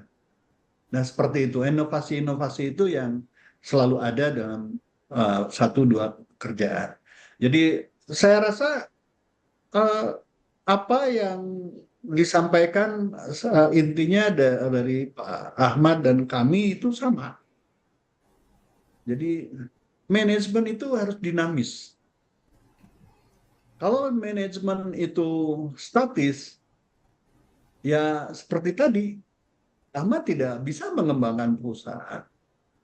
Wiratman juga tidak bisa menginovasi. Sekarang seperti tadi kan jasa konsultan pemerintah semua orang sudah tahu. Sekarang tidak sebanyak tahun-tahun sebelumnya. Gitu.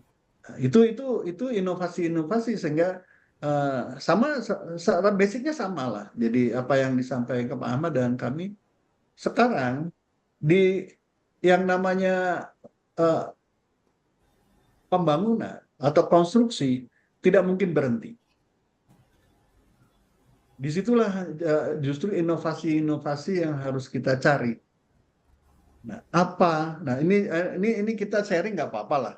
Iya. Karena saya gini, intinya jangan kita merasa akan tersaingi dengan teman-teman yang bahkan teman-teman yang bayangin aja PT Wiratman 47-48 tahun, berapa lulusan PT Wiratman yang punya perusahaan sendiri. Iya, Itu iya. kita tidak merasa tersaingi, Pak Irwan. Sama seperti tadi Pak Ahmad, karena saya pernah dengar yang namanya ekor itu tidak akan pindah ke depan. Itu semua orang tahu. Tidak mungkin di dalam sejarah manapun namanya ekor, tapi bisa memodifikasi masing-masing.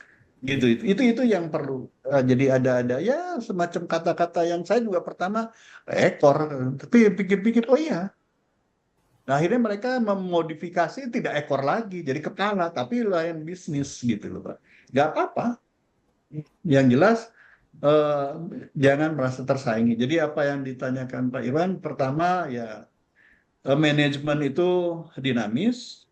Kedua, kita jangan merasa tersaingi karena pekerjaan pasti ada.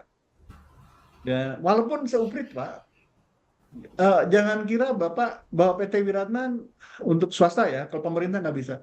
Kan menolak pekerjaan yang nilainya 10 juta. Enggak, Pak. Kadang-kadang orang bilang, wah Wiratman pilih-pilih kerjaan. Enggak, Pak. Kerjaan, Pak, seuprit aja kerjaan, Pak. Kalau Bapak tahu, kita tuh ada invoice kurang dari 10 juta. Ada, Pak. Jadi tidak mesti puluh-puluh juta, bahkan ratus-ratus enggak. Jadi gitu. Tapi bukan kemaruk juga. Mereka minta kok, klien minta tolong Iya. dilihat, dievaluasi, diretrofit. Masa kita nolak, wah Pak nggak bisa, enggak lah. Wong tenaga kita ada kok, memungkinkan itu satu. Kemudian kita juga mendevelop, sama seperti tadi Pak sampaikan, tenaga ahli kita. Oh, jadi mereka punya pengalaman. Oh, begini toh. Dan kita tidak pernah, selama saya hampir 42 tahun ya, 42 tahun, tidak pernah Pak Yulianto lagi ngerjain apa. Kok alhamdulillah enggak. Yang jelas saya ada pekerjaan ini selesai, saya laporkan Pak ini selesai, Pak ini ada Iya. masalah, kita selesaikan, sudah selesai. Bagaimana, apa berkenan atau tidak itu. Jadi itu Bapak pertanyaan. Mudah-mudahan itu sesuai dengan apa yang Bapak maksud. Iya, iya, iya, terima kasih Pak Yunanto. Sebelum nanti ke Pak Ahmad, satu lagi dari kita menindaklanjuti dari apa sampai Pak Yunanto tadi. Tadi kita harus berani mengatakan tidak, gitu ya. Nah, dalam satu sisi pekerjaan yang invoice-nya 10 juta saja dikerjakan oleh Wiratman begitu ya. Nah, ini bagaimana cara atau mungkin ada kriteria-kriteria customer atau klien yang seperti apa ya sebenarnya yang sebenarnya harus kita apa namanya kita layani atau mungkin yang harus kita tidak kita layani kata dalam tanda kutip seperti itu Pak Yulianto. Baik, semua customer kita layani Pak. Ya. Tapi customer yang nakal nggak kita layani. Kita punya catatan kan, beberapa customer yang nakal. Minta kualitas bagus, harga murah. Ya ya itu tadi, kita mengatakan tidak. Tidak. Ya. Lah gimana? Ya maaf, saya memposisikan saya engineer Pak. Lah billing rate-nya sekian, dibayar sekian. Ya. Lah gak nyanda Pak, nah cara Jawa ini gak nyanda gitu loh Pak.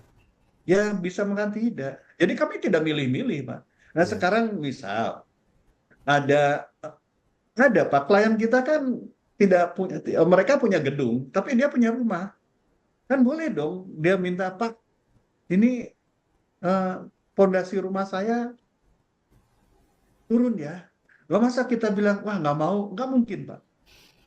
Lah wong kita tuh, ya tadi kan Pak Ahmad jelas di situ membina klien gitu. Sama lah, rasanya semua konsultan sama. Nah, kita tidak boleh menghindar. Walaupun Pak Ahmad kata Pak Irwan bahwa PT-nya tidak Ahmad takut ditelepon, kita enggak Pak. Yang nerima Enggak ya, Pak manajemennya Ahmad, Pak, enggak yang ya. nerima anak buahnya Pak gitu. Karena nggak bisa tidur Pak Ahmad ini kalau telepon terus ini. Nggak bisa Jadi ngopi, intinya Pak. gitu, kita tidak milah-milah klien Pak. Nah, tapi jelas kalau klien yang pasti murah, saya tebak-tebak di dalam diskusi juga, Bapak cari kualifikasi tenaga ahli yang diminta ada kualifikasinya tinggi, bahkan satu kelas untuk satu bangunan besar. Tapi Bapak kan minta yang murah harganya. Saya jelaskan supaya kita ini mitra, klien mitra kita. Nah kalau mitra klien kita tidak diperbaiki, lah kasihan konsultan lain. Demikian juga pada saat dibina konsultan saya sampaikan, ya saya berbicara konsultan secara utuh. Nah saya juga konsultan. Ya maaf kata, saya nggak mau dibayar murah. Tapi saya juga tidak cari yang mahal. Gitu. Itu Pak, mungkin. Ya, Maaf iya. kalau ada salah-salah kata, tapi ya kondisinya yang selama ini kami lakukan demikian. Ya, terima kasih Pak Yulianto. Ini nanti barangkali nanti next session kita akan berbicara bagaimana sih mengidentifikasi klien-klien mana yang asik, kemudian mana yang baik, mana yang cerewet dan mana yang dead. Ini saya kira ini tema yang cukup menarik juga, nanti bisa di lain kesempatan kita bahas. Tentunya tidak di hari ini. Tadi dari pernyataan Pak Yulianto cukup menarik ini karena ternyata ini banyak terjadi di lapangan dan kita kadang-kadang kejebak di sana itu ya. Harus kita melayani tadi yang customer yang cerewet dan ini kan banyak juga ini. Nah, ya saya akan kembali ke Pak Ahmad. Pak Ahmad tadi tentu banyak unit-unit baru yang punya opportunity kemudian dikembangkan dasar ini. Dan saya kira saya lihat tadi hal yang cukup menarik adalah tentu manajemen punya semacam pengalaman-pengalaman dari sebelumnya yang tidak mungkin unit baru ini akan dilepas begitu saja kan tidak mungkin. Nah, ini tentu ada template-template manajemen yang atau artinya kalau ini sebuah keluarga itu ini DNA-nya bagaimana cara menularkan DNA ke DNA manajemen ke unit-unit tadi itu gimana Pak Ahmad dari pengalaman Pak Ahmad? Mungkin bisa dijelaskan Pak Ahmad. Ya, seperti yang saya sampaikan tadi, di dalam unit bisnis kami yang menjadi perusahaan begitu ya, memang kan pertumbuhannya tidak sama, saya kan. Nah, disitulah memang peran saya di situ, Pak. Peran saya sebagai CEO di dalam grup ini terus mendampingi hal-hal perusahaan-perusahaan yang tadi yang seharusnya bisa mandiri dengan capaian-capaian yang sudah ditentukan. Apabila tidak tercapai atau sedikit tidak sesuai harapan, ya perlunya top manajemen ada di situ. Top manajemen di sini kalau di kami selain saya ada beberapa direksi, kita kumpul, kita sharing ya. Yang menarik kembali di kami tahun ini ada cross selling misalnya. Cross selling di mana antar unit perusahaan ini masing-masing marketing juga punya tugas untuk menerima dan menawarkan jasa sister company yang lain. Kekuatan cross selling yang saya rasa cukup bisa ditiru teman-teman yang lain begitu ya. Karena tadi kita punya layannya yang lengkap di bidang lingkungan, mau limbah, mau sampah, mau dokumen, ada semua. Tapi kadang klien pada saat karena kenalnya pada perusahaan saya yang A misalnya, tapi dia kebutuhannya yang B misalnya. Maka itu harus kita tangkap sebagai peluang tadi. Tadi yang Pak Julian tadi menyampaikan, kita tidak pilih-pilih, kita nangkap peluang itu, tapi memang kita selektif bahasanya, selektif tadi ya. Karena tadi kalau di swasta itu selain masalah cerewet, kadang ya tadi uang prestasi, kadang nggak bayar Pak. Itu yang tiga lari gitu. Itu yang perlu kita selektif ya. Tapi sebagai komunikasi kami dengan klien itu tetap dijaga begitu ya. Ya harapan kami ya nggak banyak lah model-model seperti itu ya. Artinya asalkan kita bisa memberikan kepuasan tentang produk kita. Gitu ya.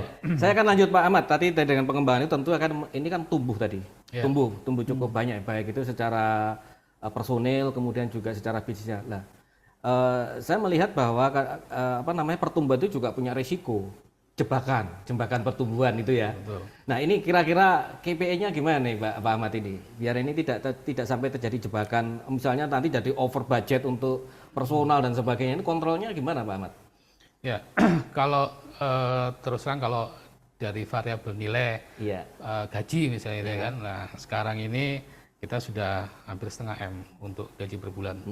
Kalau nilai itu kita anggap satu perusahaan, itu akan menjadi pertimbangan yang sangat tidak efektif itu. Masa jasa konsultan segitu besarnya kan.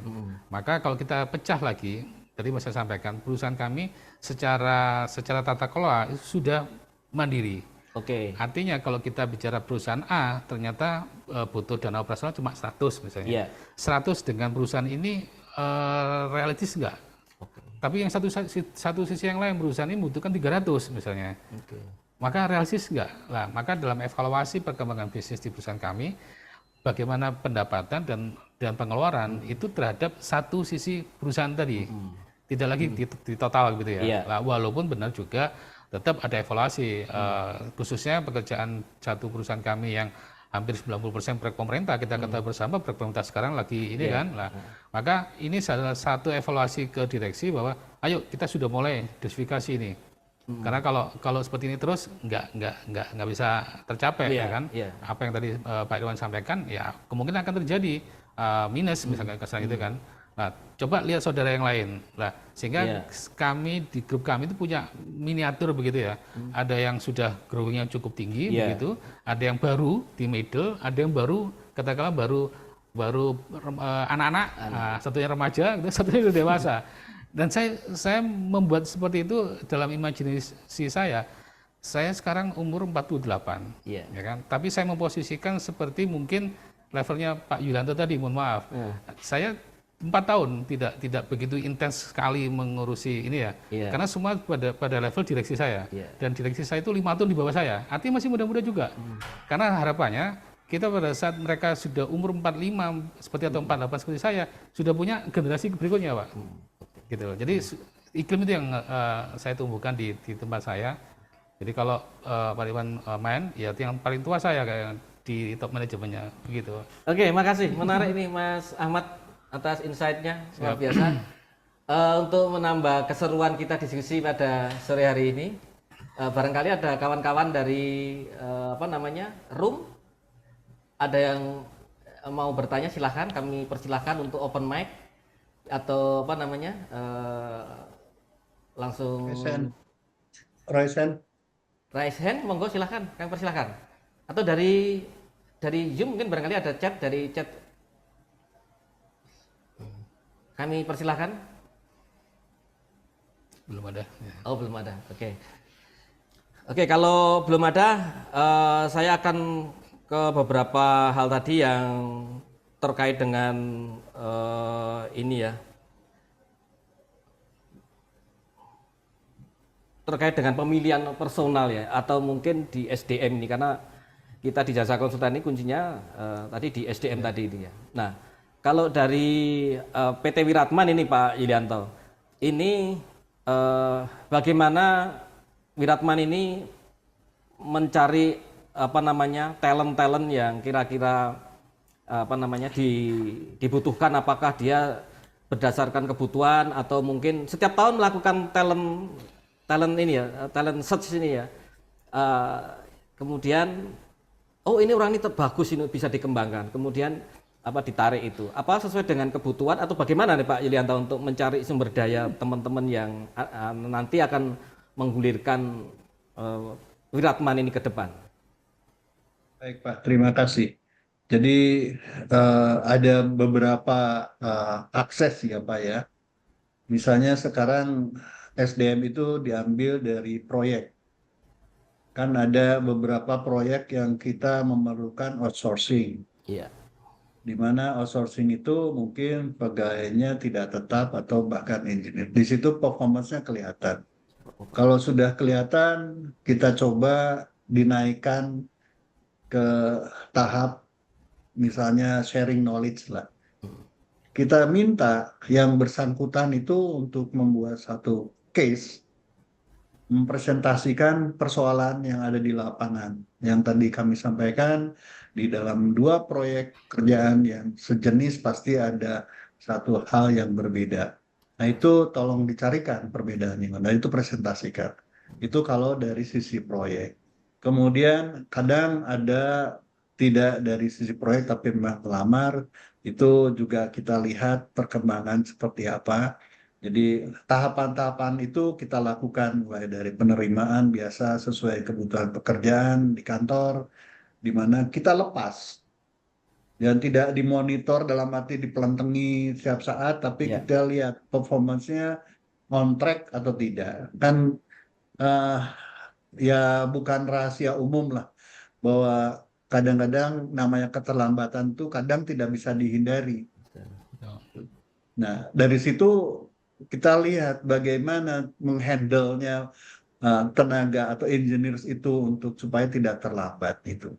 Nah, itu di situ kelihatan. Jadi performance dilihat, tidak jaminan. Kan di kantor juga kita ada try and error, misalnya ada psikotes. Saya khususnya lah tidak tidak mesti menerima orang yang tidak lulus psikotes. Saya melihat performance-nya bahwa bagus, saya minta psikotesnya diulang dalam jeda tertentu. Nah, akhirnya ternyata bisa. Tapi dan kriteria, mungkin jenjangnya bukan jenjang yang B, tapi A dulu. Nah, disitulah kita bermain di manajemen, oh, karena dia belum bisa masuk ke B, ya A dulu. Wajar nggak? Bisa nggak kalau di aspek psikologisnya, melihat psikotes itu A masuk. Kalau A masuk tentu nanti bisa ke B. Nah seperti gitu Bapak untuk SDM. Ya selebihnya kalau cari dedikasi ya kita bersyukur lah. Eh, ada dedicated dari beberapa engineers yang ada, dan pada umumnya memang semua udah tahu kadang-kadang PT Wiratman tuh hanya batu loncatan untuk cari pengalaman, setelah itu pindah. Ya tidak apa-apa, karena kami mensyukuri bahwa mereka pasti punya pengalaman dan berkembang minimal sama, kalau melebihi juga tidak apa-apa, nggak masalah kok. kita alami, kita mengapresiasi, kita rangkul. Yang intinya kami tetap berpegang bahwa ekor itu tidak pernah pindah ke depan. Gitu Pak. Terima kasih.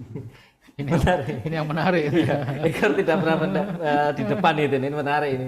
Dan ini kalau sudah kita punya portofolio dari nanti ditangani Pak Yulianto, laku kemana-mana ini pengalamannya ini. Ini memberikan berkah juga ini. Terima kasih. Kalau ini kebetulan ada Pak Peter Franz senior kita sudah apa namanya. Monggo Pak Peter untuk mohon dibantu untuk unmute Mas Robi. Oke, terima kasih. Monggo Pak Peter. Makasih Mas Irwan, Mas Ahmad, Mas Yulianto. Saya senang mendengar dua perusahaan yang mempunyai karakteristik berbeda dalam satu panggung. Wiratman yang konvensional, yang mengandalkan kekuatan nama orang, Profesor Wiratman, dan Mas Ahmad dengan MHI yang menguatkan dengan profil perusahaan. Yang satu Wiratman dengan abrek pengalaman dan perusahaan dan orang, saya dibandingkan dengan MHI yang lebih bersifat generasi Gen Z lah. Ini dua perusahaan berbeda. Kalau Wiratman itu saya lihat manajemennya seperti manajemen rumah sakit. Kalau mau pergi ke dokter bedah, ya cari ya dokter bedah yang terbaik lah. Sedangkan kalau Pak Ahmad agak beda sedikit. Walaupun ujungnya akhirnya sama adalah sumber daya manusia. Yang saya tertarik di Mas Ahmad adalah mengenai strategi marketing digital. Ini kan beda dengan Wiratman. Wiratman tidak perlu marketing digital, tetapi dengan marketing seorang Profesor Wiratman merupakan tonggak sejarah Indonesia di bidang fondasi dan struktur. Tentunya berbeda dengan Mas Ahmad. Saya mencari Mas Ahmad bukan karena Mas Ahmadnya, tetapi karena mitra hijaunya, karena perusahaan yang terspesialisasi. Sedangkan kalau saya mencari Wiratman karena ada orang-orang di balik yang nama besar seorang Wiratman Wangsadarmita. Nah, tentunya saya tidak bisa membandingkan antara Wiratman dan Mitra Hijau. Dua-duanya kami pernah kerjasama, dengan Wiratman pernah, sama Mitra Hijau juga pernah. Artinya dua-duanya mewakili generasi yang berbeda, generasi konsultan yang berbeda, di mana tentunya kalau kita melihat daripada untuk menambah growing daripada perusahaan, saya lihat Mitra Hijau mengambil langkah yang sangat revolusioner dengan strategi dan marketing digital. Nah, saya ingin mungkin Mas Ahmad bisa mengedukasi satu-satu. Ada berapa tadi? 4 atau 5? Sorry, saya on off soalnya ngelihatnya mengenai strategi digital marketing. Yang nanti ada slide-nya. Bagaimana supaya teman-teman mendapat pencerahan bahwa marketing digital di dunia konsultan ternyata dibutuhkan juga. Di samping juga tadi Mas Ahmad sudah menjelaskan aspek SDM, keuangan, network, dan lain-lain. Tetapi ada satu yang menarik yang mungkin saya juga akan mempelajari. Nanti saya akan mengundang Mas Ahmad di Zoom saya di internal mengenai strategi marketing digital. Ini menurut saya hal yang baru di dunia konsultan, karena bagaimanapun juga ini adalah suatu terobosan Mas Irwan untuk kita supaya ada strategi marketing digital di dunia konsultan. Mungkin itu dari saya, Mas Yulianto, Mas Ahmad. Monggo mungkin Mas Ahmad yang bisa menjelaskan. Terima kasih. Terima kasih Pak. Terima kasih Pak Peter. Ini pertanyaan untuk Mas Ahmad ya, terkait dengan digital marketing. Ini sebenarnya minggu lalu apa namanya? Kafein sebelumnya kita membahas masalah digital marketing. Kebetulan kita memanggil juga salah satu anak perusahaannya dari Pak Ahmad begitu ya. Jadi kita untuk sharing dengan teman-teman untuk digital marketing juga. Nanti kalau Pak Peter mau mengundang beliau nanti bisa lewat DPP Pak Peter, karena marketingnya ada di DPP Pak Peter. Oke, terima kasih. Monggo Mas Ahmad, silakan. Ya, baik. Terima kasih. Assalamualaikum Pak Peter. Waalaikumsalam. Bisa ketemu kembali Pak. Baik, yang menarik tadi perlu saya sampaikan bahwa digital marketing yang kami lakukan ini adalah bagian yang tidak terpisahkan tadi ya. Bagian yang tidak terpisahkan pada saat kami sudah mulai memberanikan diri mendiversifikasi usaha kami di sektor swasta, Bapak. Ini terkait dengan pertanyaan minggu lalu ya, apakah perlu konsultan itu melakukan konsep digital marketing, gitu ya? Menjadi tidak perlu atau belum perlu pada saat kalau kita memang murni 100% pekerjaan pemerintah. Ini menurut pandangan saya. Karena pekerjaan pemerintah yang kita ketahui ya kita cukup melengkapi dokumen-dokumen kita di jalur yang sudah ditentukan begitu ya. Nah, ini kaitannya dengan pada saat kita atau kami di konsultan jasa lingkungan sudah mendiversifikasi klien kami di pekerjaan swasta. Di mana pekerjaan swasta ini satu tadi Pak, kita harus kuatkan positioning, kuatkan branding seperti itu ya. Yang menunjang pada tahap akhirnya kita perlu mempromokan diri gitu ya. Jadi sebelum kami masuk ke konsep digital marketing, kami kuatkan dulu tadi kami tidak lagi menggunakan Ahmad begitu ya, salah satunya ya karena salah satu tadi dijawab tidak mau ditelepon sebenarnya juga supaya saya tadi di awal ada suatu referensi begitu bagusnya PT Wiratman ya waktu di awal saya bangun perusahaan, kok ada nama perusahaan menggunakan nama pemiliknya begitu ya Pak. Maka saya yang pahami di situ maka perlu suatu positioning yang cukup kuat nama tadi Pak ya. Namun selama 4 tahun tadi ada momentum perubahan nama, saya dengan 4 tahun itu mencoba berpikir apa ya PT Ahmad begitu ya. Kalau PT Ahmad nanti akhirnya ya nama saya, figur saya tadi yang sampaikan Pak Peter, figur Pak almarhum Pak Profesor Wiratman akhirnya masuk sebagai yang dipertimbangkan. Saya nggak mau itu Pak. Jadi tadi saya sampaikan saya ini kepinginnya tahu umur 40-45 itu sudah tidak mikir terlalu keras untuk bagaimana operasional perusahaan sebenarnya, tapi bagaimana kita bisa mengembangkan perusahaan dari umur tersebut begitu ya Pak. Maka saya beranikan diri tidak menggunakan Ahmad tadi. Maka posisi perusahaan yang harus kita kuatkan. Lalu salah satu aspek manajemen modern menurut yang kami pahami adalah marketing digital tadi. Di mana marketing digital ini karena kita mau merangkul klien di swasta yang tidak terlalu membutuhkan kehadiran kita ya sebagai owner atau pucuk pimpinan atau pucuk manajemen untuk sekedar hadir, sekedar mempromokan diri begitu karena keterbatasan, maka konsep ini perlu dipertimbangkan Bapak. Jadi Mitra Hijau sekarang alhamdulillah secara pekerjaan hampir 30-40% itu adalah pekerjaan dari jalur digital marketing. Asalnya. Jadi leadnya. Jadi ada yang kirim email, melihat web kami, melihat jalur digital marketing, sosial media kami, lalu ada kanal untuk berinteraksi dengan administrasi kami. Kami perusahaan asing lagi investasi di Sulawesi, kami membutuhkan ini, langsung ditindaklanjuti Pak. Artinya peluang itu bisa kita tangkap tanpa harus kehadiran kita karena aspek tadi digital marketing gitu Pak. Nah, jadi satu paket kita masuk ke dunia digital marketing asalkan tadi kuat secara branding, artinya dari segi nama, bahkan logo pun itu Mitra Hijau sudah ganti 2 kali. Jadi yang awal melingkar bulat-bulat hijau itu sekarang kita logo kita semakin dinamis. Itu juga kita coba survei kecil-kecilan ke beberapa klien gimana dengan logo kita. Banyak pendapat yang memang cukup dinamis, artinya sinergi dengan perkembangan perusahaan segala macamnya gitu ya. Nah itu Pak Peter. Jadi kembali saya sampaikan bahwa digital marketing bagian tidak terpisahkan dari strategi kita untuk menangkap peluang proyek-proyek swasta maksudnya. Dengan dilalui tadi di awalnya kita kuatkan branding kita kuatkan manajemen kita, lalu kita tangkap peluang. Jadi kalau dulu kita bekerja di pekerjaan customer swasta kami, mungkin lingkupnya masih Jawa Timur, di mana kedekatan atau akses kami bisa kita jangkau. Alhamdulillah sekarang mulai Papua sampai ke Aceh pun kita punya klien di sana begitu.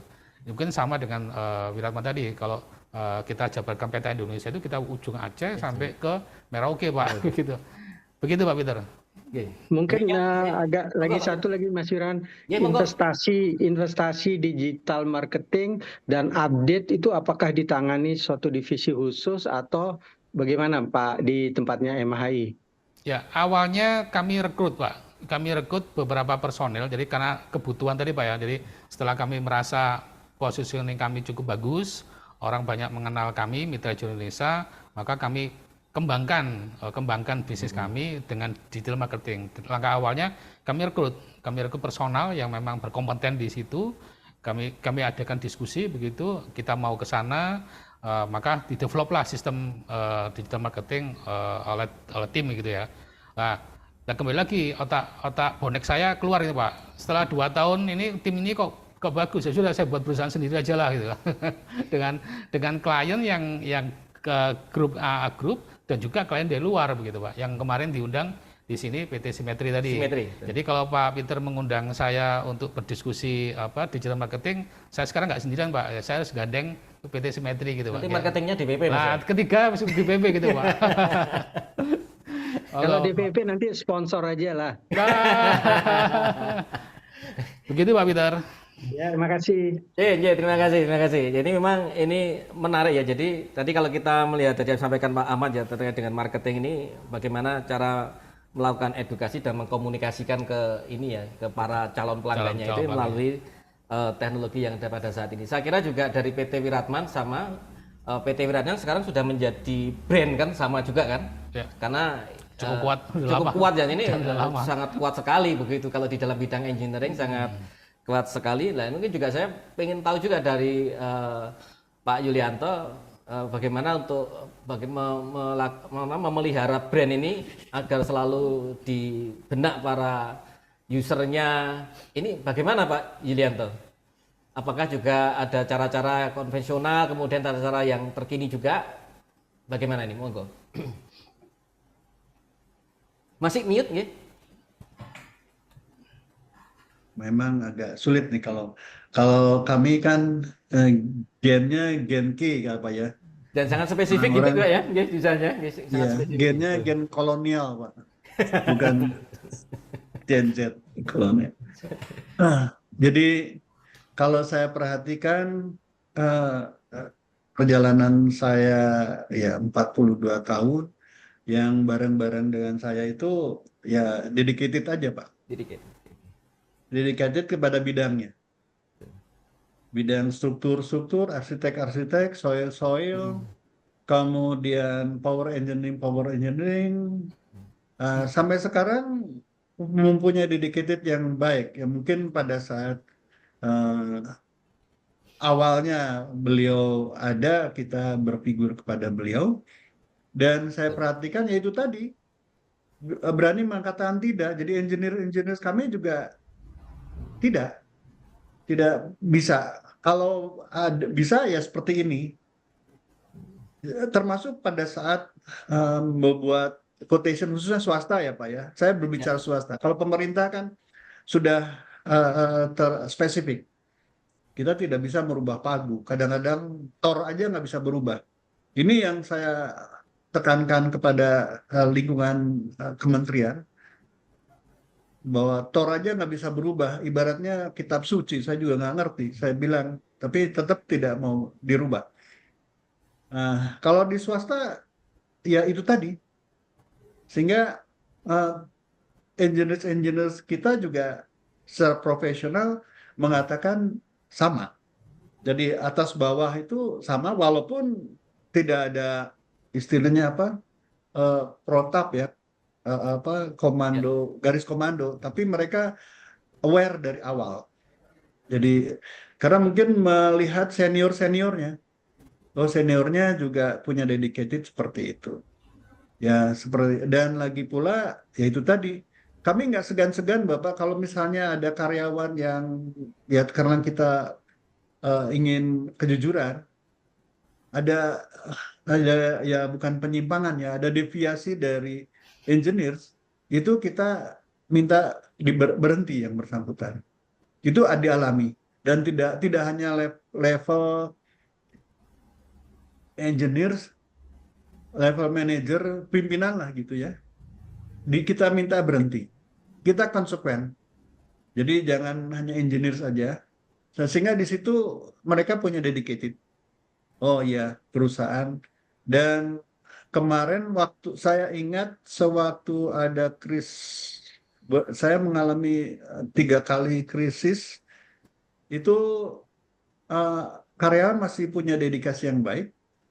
Bahkan terakhir kemarin kita tidak ada tenaga ahli atau tenaga yang dirumahkan karena memang work from home dan tidak ada pemotongan salary, masih normal sampai sekarang. Alhamdulillah perjalanan juga, dan ya itu tadi, diberi kepercayaan. Ya. Intinya sama lah seperti Pak Ahmad tadi saya dengar, intinya memberi kepercayaan kepada SDM. Tapi kalau misalnya kepercayaan itu disalahgunakan, ya permisi, Anda melakukan hal seperti itu, dan itu mohon maaf, kita tidak bisa nerima. Dan itu bagian saya Pak yang menyampaikannya, sehingga Ibu Bapak diminta berhenti. Berat sih Pak, tapi ya gimana? Harus itu. Karena kita dituntutnya itu. Kalau pintar kan bisa belajar Pak. Tapi kalau udah cerita nggak jujur, ya mohon maaf, mau di mana belajarnya? Gitu Bapak. Jadi benar sekali apa yang disampaikan. Makanya saya dalam kesempatan ini saya sampaikan itu. Karena rasanya sejalan dengan apa yang dilakukan oleh PT Wirata. Begitu Pak. Ya, terima kasih Pak Janto, luar biasa. Jadi tadi disampaikan, saya kira ini menjadi dari kultur, kekuatannya udah di kultur Wiratman ini ya, dedicated, kemudian apa namanya, kejujuran dan sebagainya. Tadi ini yang menjadikan kenapa Wiratman ini luar biasa sekali, brandnya tetap apa namanya, brand awareness-nya kuat sekali, kemudian juga tingkat kepercayaannya di apa namanya, di pengguna juga cukup kuat sekali gitu ya. Nah itu saya kira ini pelajaran yang luar biasa dari perjalanan PT Wiratman yang sekian puluh tahun, sudah melewati berbagai apa namanya tantangan, dan ini sudah mungkin berpindah dari generasi dari dulunya almarhum Prof Wiratman begitu ya. Dan kita hari ini juga belajar dari Pak Ahmad ya, bagi teman-teman yang mungkin seusia saya, Pak Ahmad ini juga bisa belajar dari beliau dan teman-teman lain. Tidak ada kata terlambat Pak Ahmad ya? Nggak ada. Tidak ada kata terlambat untuk belajar. Mungkin sebelum nanti kita di 15.30 kita tutup, mungkin satu lagi pertanyaan, mungkin kalau ada dari, saya persilahkan dari dari chat ataupun dari Zoom, kami persilahkan. Monggo, kami persilahkan. Terdengar? Monggo, Jelas Pak. Silakan Pak Komar. Pak Komar, silakan. Monggo. Izin, salam teman-teman semua. Saya salah background kali ini ya. Oke. Iya, mungkin barangkali dia. Saya kebetulan pemakai jasa bapak-bapak semua mungkin ya. Mungkin loh ya. Senior ini yang ngomong. Sudah pensiun ya. Yang disuruh Pak Menteri bikin gedung 10 lantai 12 hari. Parah itu. Oke, gini. Saya kebetulan selama hidup sebagai engineer di kementerian ya, di Kementerian PU ini, kebetulan saya ngulik skill sedemikian dalam gitu ya di bidang keilmuan saya. Sehingga akhirnya kesimpulan saya, kalau saya memilih konsultan, saya memilih owner yang baik, dalam tanda petik manajemen yang baik. Manajemen yang baik. Kedua, saya memilih tenaga ahli yang saya percayai.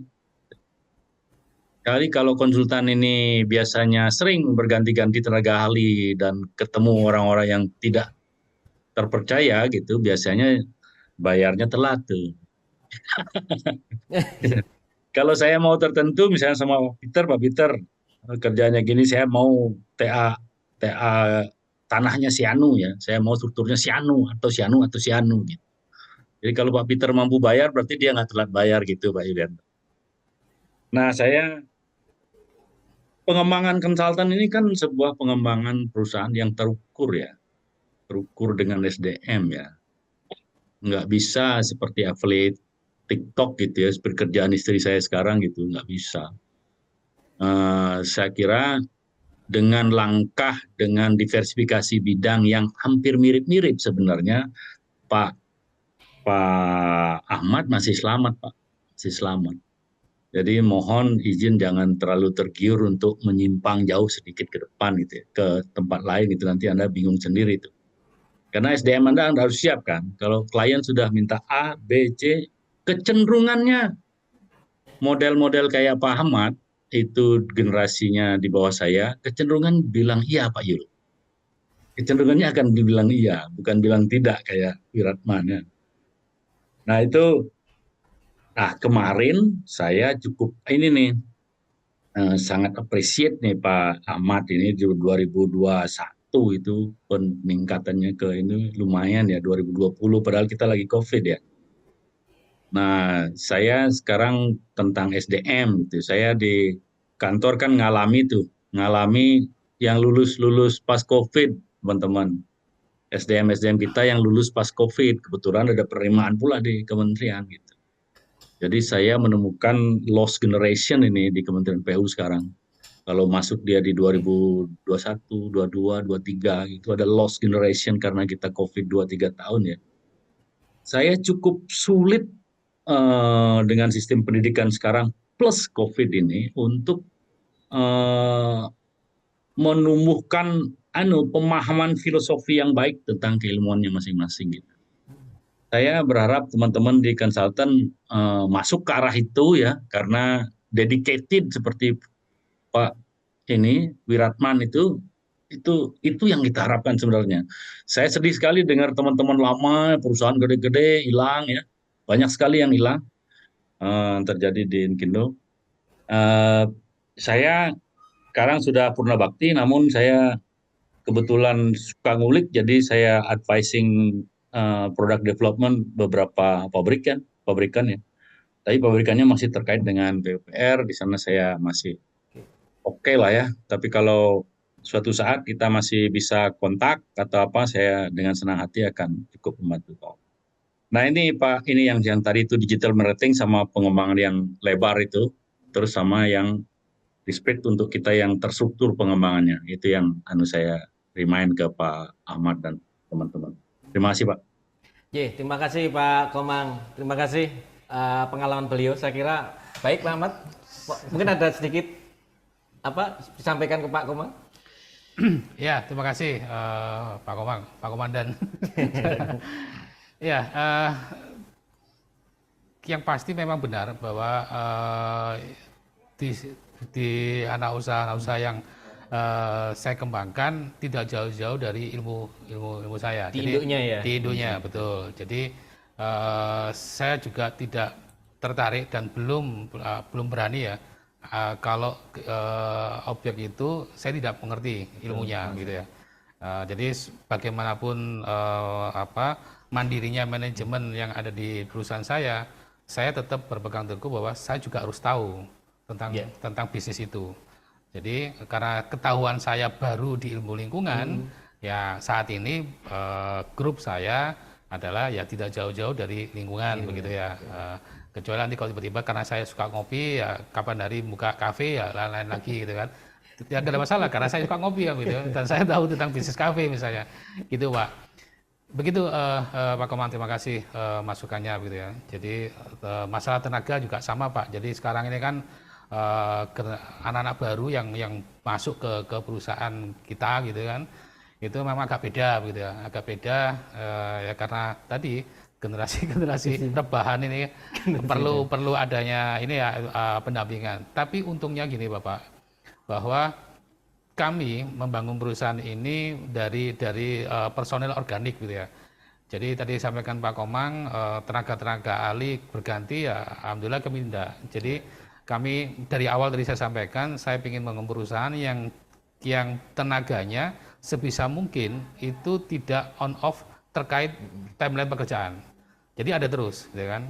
Dan tadi tenaga senior kami ya ikut sejak ada yang hampir 12 tahun, 15 tahun yang lalu, tetap ada.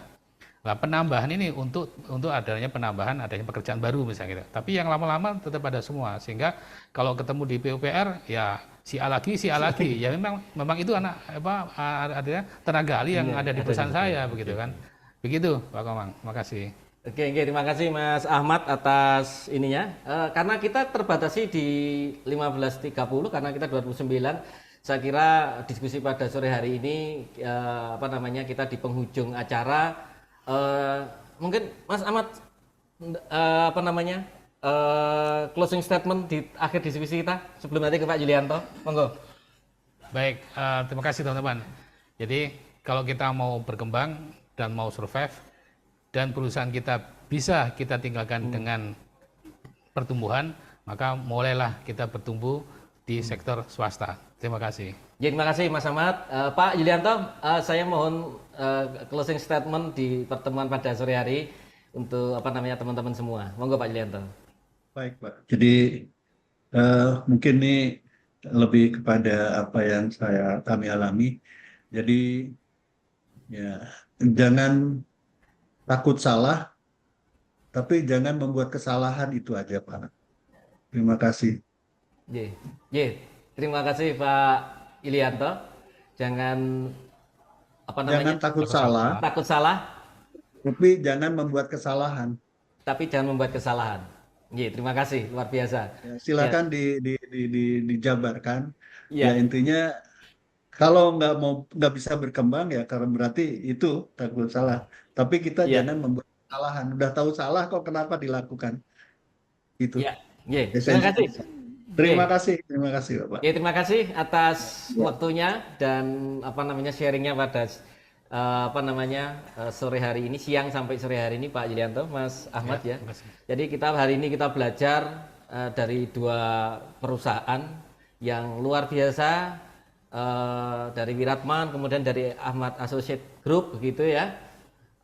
Mungkin pengalaman tadi seperti Wiratman dan teman-teman yang lain itu bisa puluhan tahun, tetapi yang sebanyak pengalaman yang dimiliki Wiratman tidak banyak perusahaan yang seperti Wiratman begitu ya.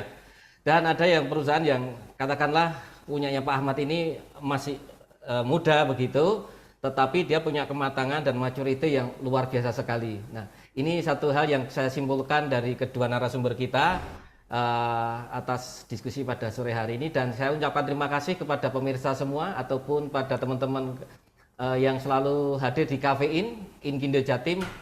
Terima kasih sekali atas kehadirannya dan terima kasih kepada Pak Yulianto dan Mas Ahmad sebagai narasumber sudah mau berbagi, dan terima kasih sekali lagi atas nama Inkindo Jatim kami ucapkan billahi taufiq wal hidayah. Assalamualaikum warahmatullahi wabarakatuh.